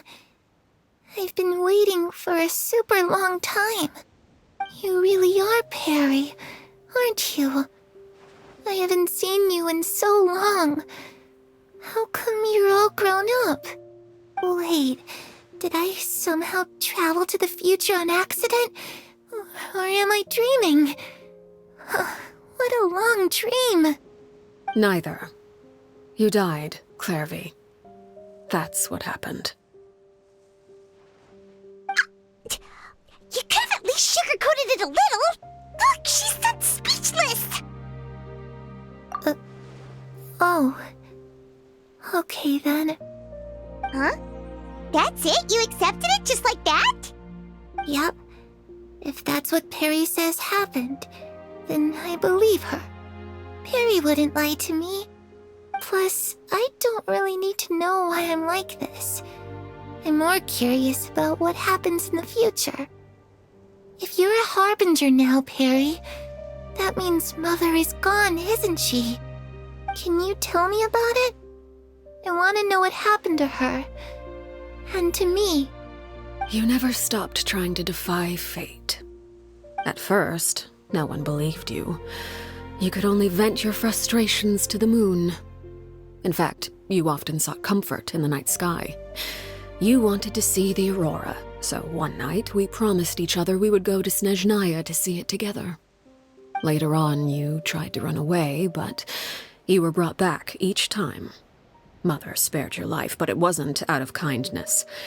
Instead, she decided to make an example of you by slowly torturing you over time. That way, the other children would know what happens to traitors. Still, you never gave up. Mother hoped that through ruthless duel after ruthless duel, she would be able to crown an ultimate victor among the children she raised. But you called on everyone to unite, to fight to a draw in order to reduce casualties. Your efforts may have only delayed the inevitable, but still. You gave them hope. You tried everything you could think of, but every attempt ended in failure. Still, you never turned your sword on Crucibina, and you never turned it on me. On that gloomy day, you told me, "For the last 16 years of my life, I've done everything I can to fight for freedom. But now, I realize that the only freedom I truly possess is the freedom to choose to die." I never imagined I would say something like that. I must have been feeling really worn down. But somehow, I still think I understand.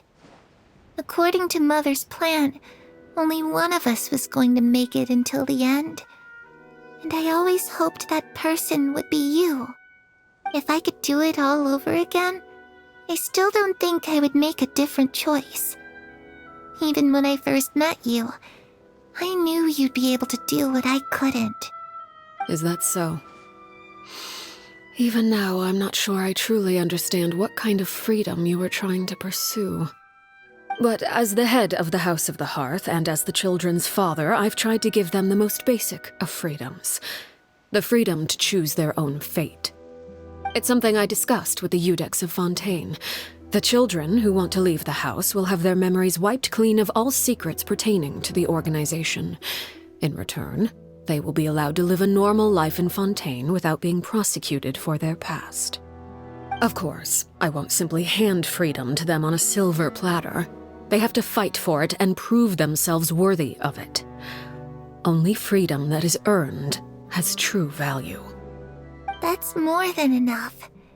That's exactly the kind of life I was fighting for. You know, Perry, I think you're a pretty amazing king, and a really great father, too. I'm really happy that you're the one who took over the house. I guess I do have one regret, though. I still haven't seen the outside world. Well, it just so happens that our dear guests over here have been to many nations and traveled to countless places. Perhaps they would be willing to tell you what the outside world is like. Really? Of course! We've traveled all over the place. We've got so many stories, we could probably talk your ears off for 3 days straight.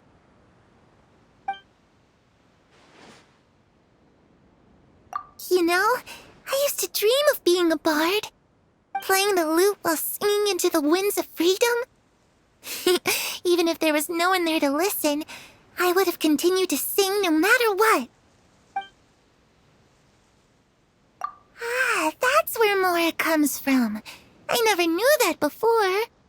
If I had some Mora, I would buy 3 new dresses. One for me, one for Perry, and one for Mother. It's just too bad Perry doesn't like wearing dresses. And Mother, well, she probably wouldn't accept something like that either. I guess I'd just have to keep them all for me then. I could wear a different one every day. Those yokai you mentioned, what do they look like? I once saw a drawing of this one guy with horns on his head and a super scary face. Are there any yokai like that? Oh, sounds like you're talking about an Oni. Yep, we've met one, and let Paimon tell you, they're not nearly as scary as they look. I was always too afraid to skip Mother's fighting lessons. But at the academia, I bet you could do all sorts of secret things in class. Things that have nothing to do with studying. I'm just kidding. Being able to study whatever you want without having to fear for your life actually sounds pretty great.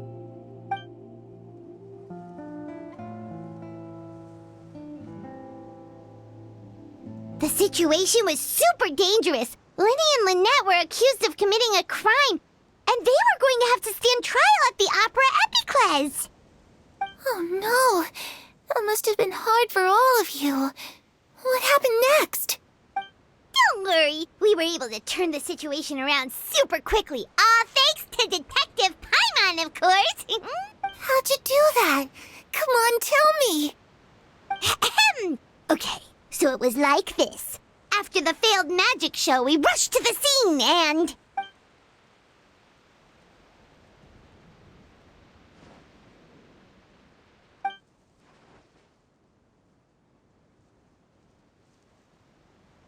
Shadows don't have the capacity to learn or grow. Any new information they encounter is quickly forgotten over time.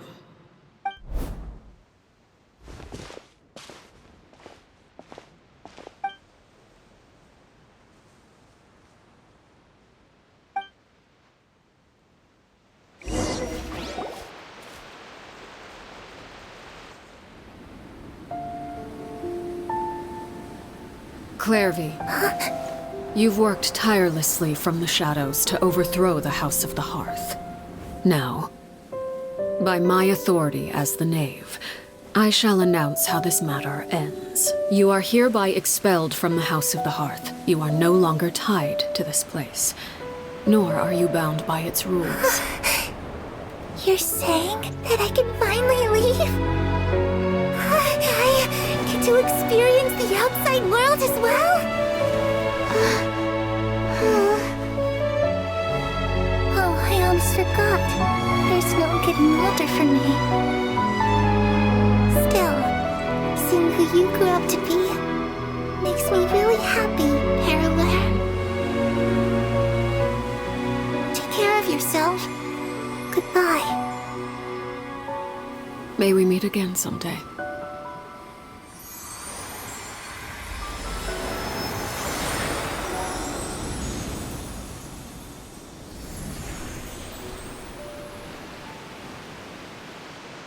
Clairvy. She left so soon. Paimon didn't even get to finish her story. I also have certain sentiments left unsaid. I wanted to tell her that the aurora I saw in Snezhnaya was just as beautiful as the ones in the pictures. But a shadow's memories reset at dawn. Had we delayed any longer, we wouldn't have had the time to say goodbye. Whatever regrets may linger, let them be lost to the coming of a new day. Father? It's Linny! Hey, Linny!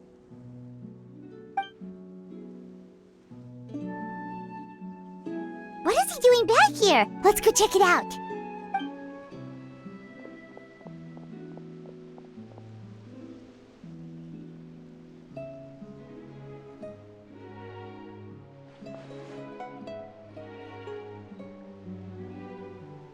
Father, the bottled flames have been administered.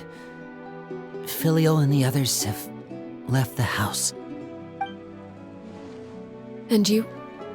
What have you decided?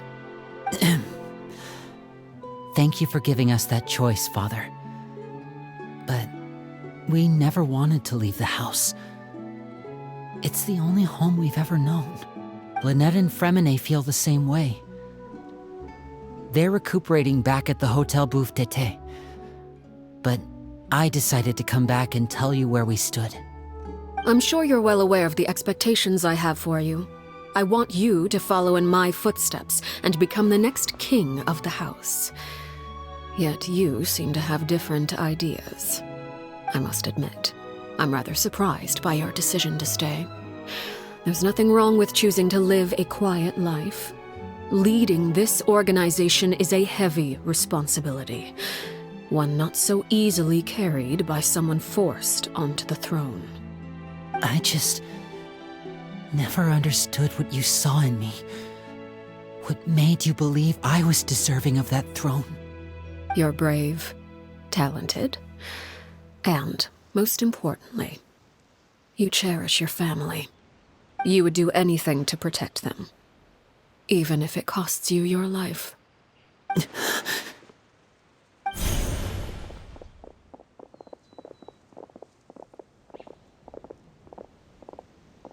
Speaking up back there was so brave of you, Linny. It's all thanks to you that we were able to convince Father to back down. You're a hero, Linny. Hero? Father is the real hero. Had Father gone all out during the duel, there's no way I would have walked away with my life.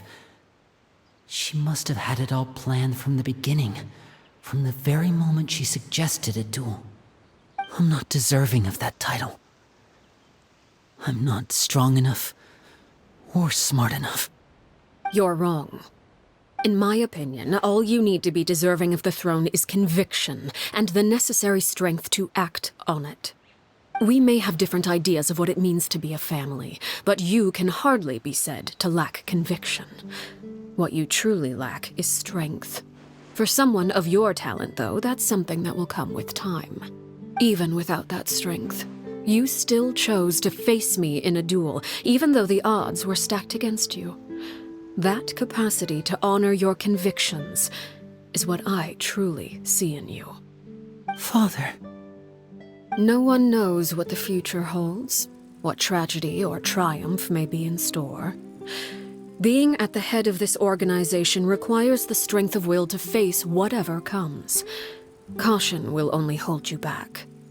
If reaching a certain standard were required to go after what you want, I would never have succeeded in killing my predecessor. Back then, there was still a considerable gap between our abilities. Strength may decide the ultimate victor, but those who let a lack of strength dictate their decisions or undermine their convictions will never be worthy of the throne. I understand, Father. Thank you. Children must grow up to surpass their parents. Only then can a family continue to flourish. The road ahead is not an easy one, so I'll ask you one last time. Are you certain you want to stay? You've done so much for me, Father, and that kindness must be repaid.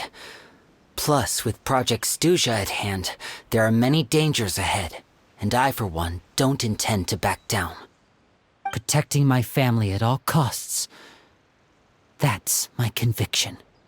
Then you're welcome to stay. As for Project Stuja, you need not be too concerned. If those cowardly businessmen and heartless dignitaries try to take us down, I'm prepared to teach them a lesson. Having members who longed for the light was our organization's last weakness. With those members no longer among our ranks, the House of the Hearth is like a spider hiding in the shadows. We need only wait for our prey to come to us. At present, our imperative is to use their plan to our advantage. In doing so, a crimson moon shall rise amid the frigid blizzards of winter.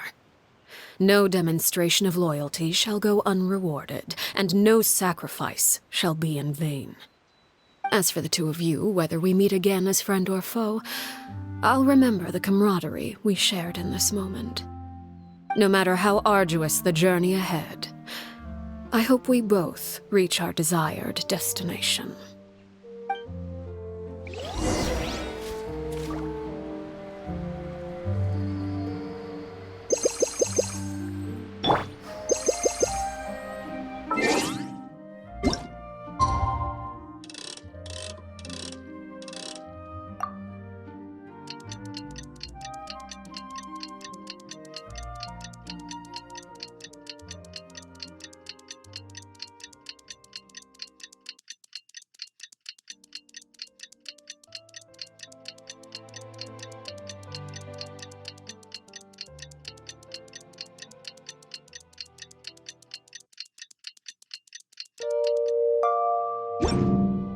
What could the children be? Didn't Linny say that when...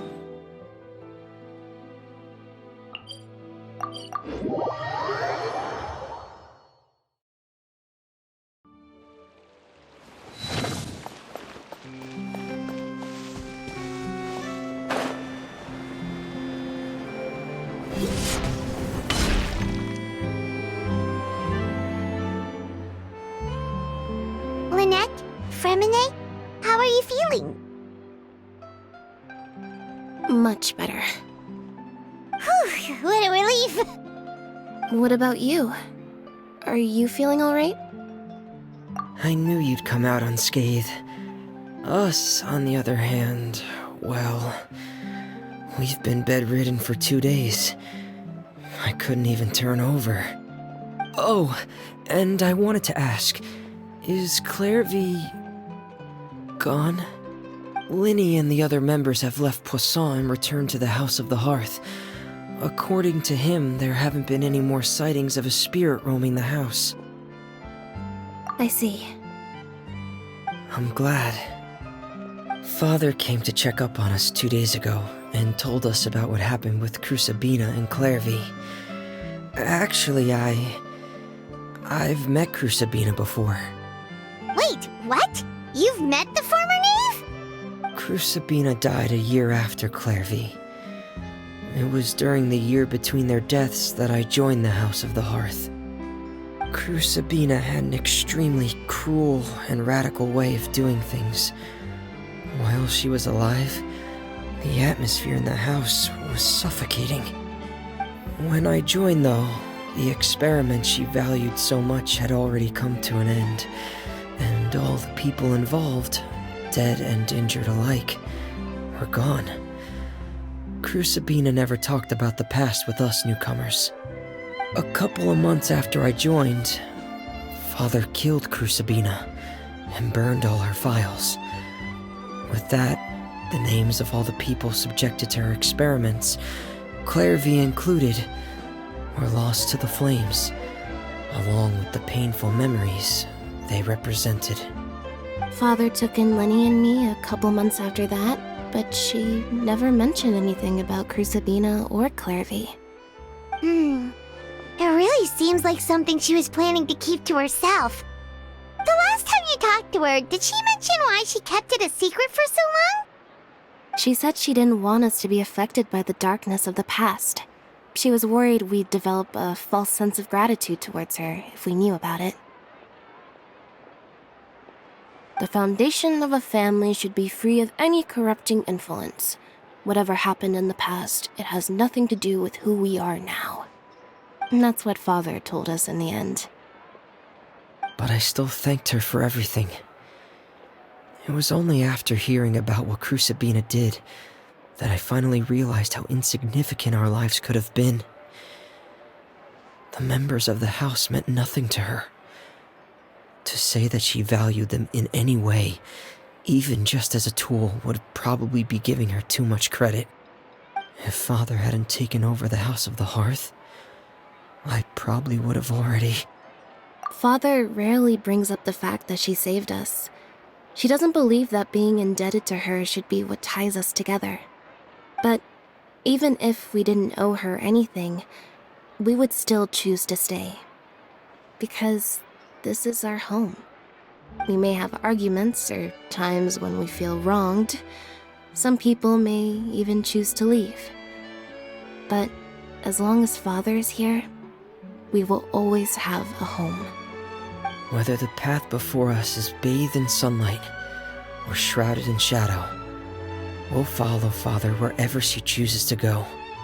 So I wanted to say thank you for helping us make it through this crisis. Without your help, we could have lost a lot more along the way. Oh, we didn't do anything, really.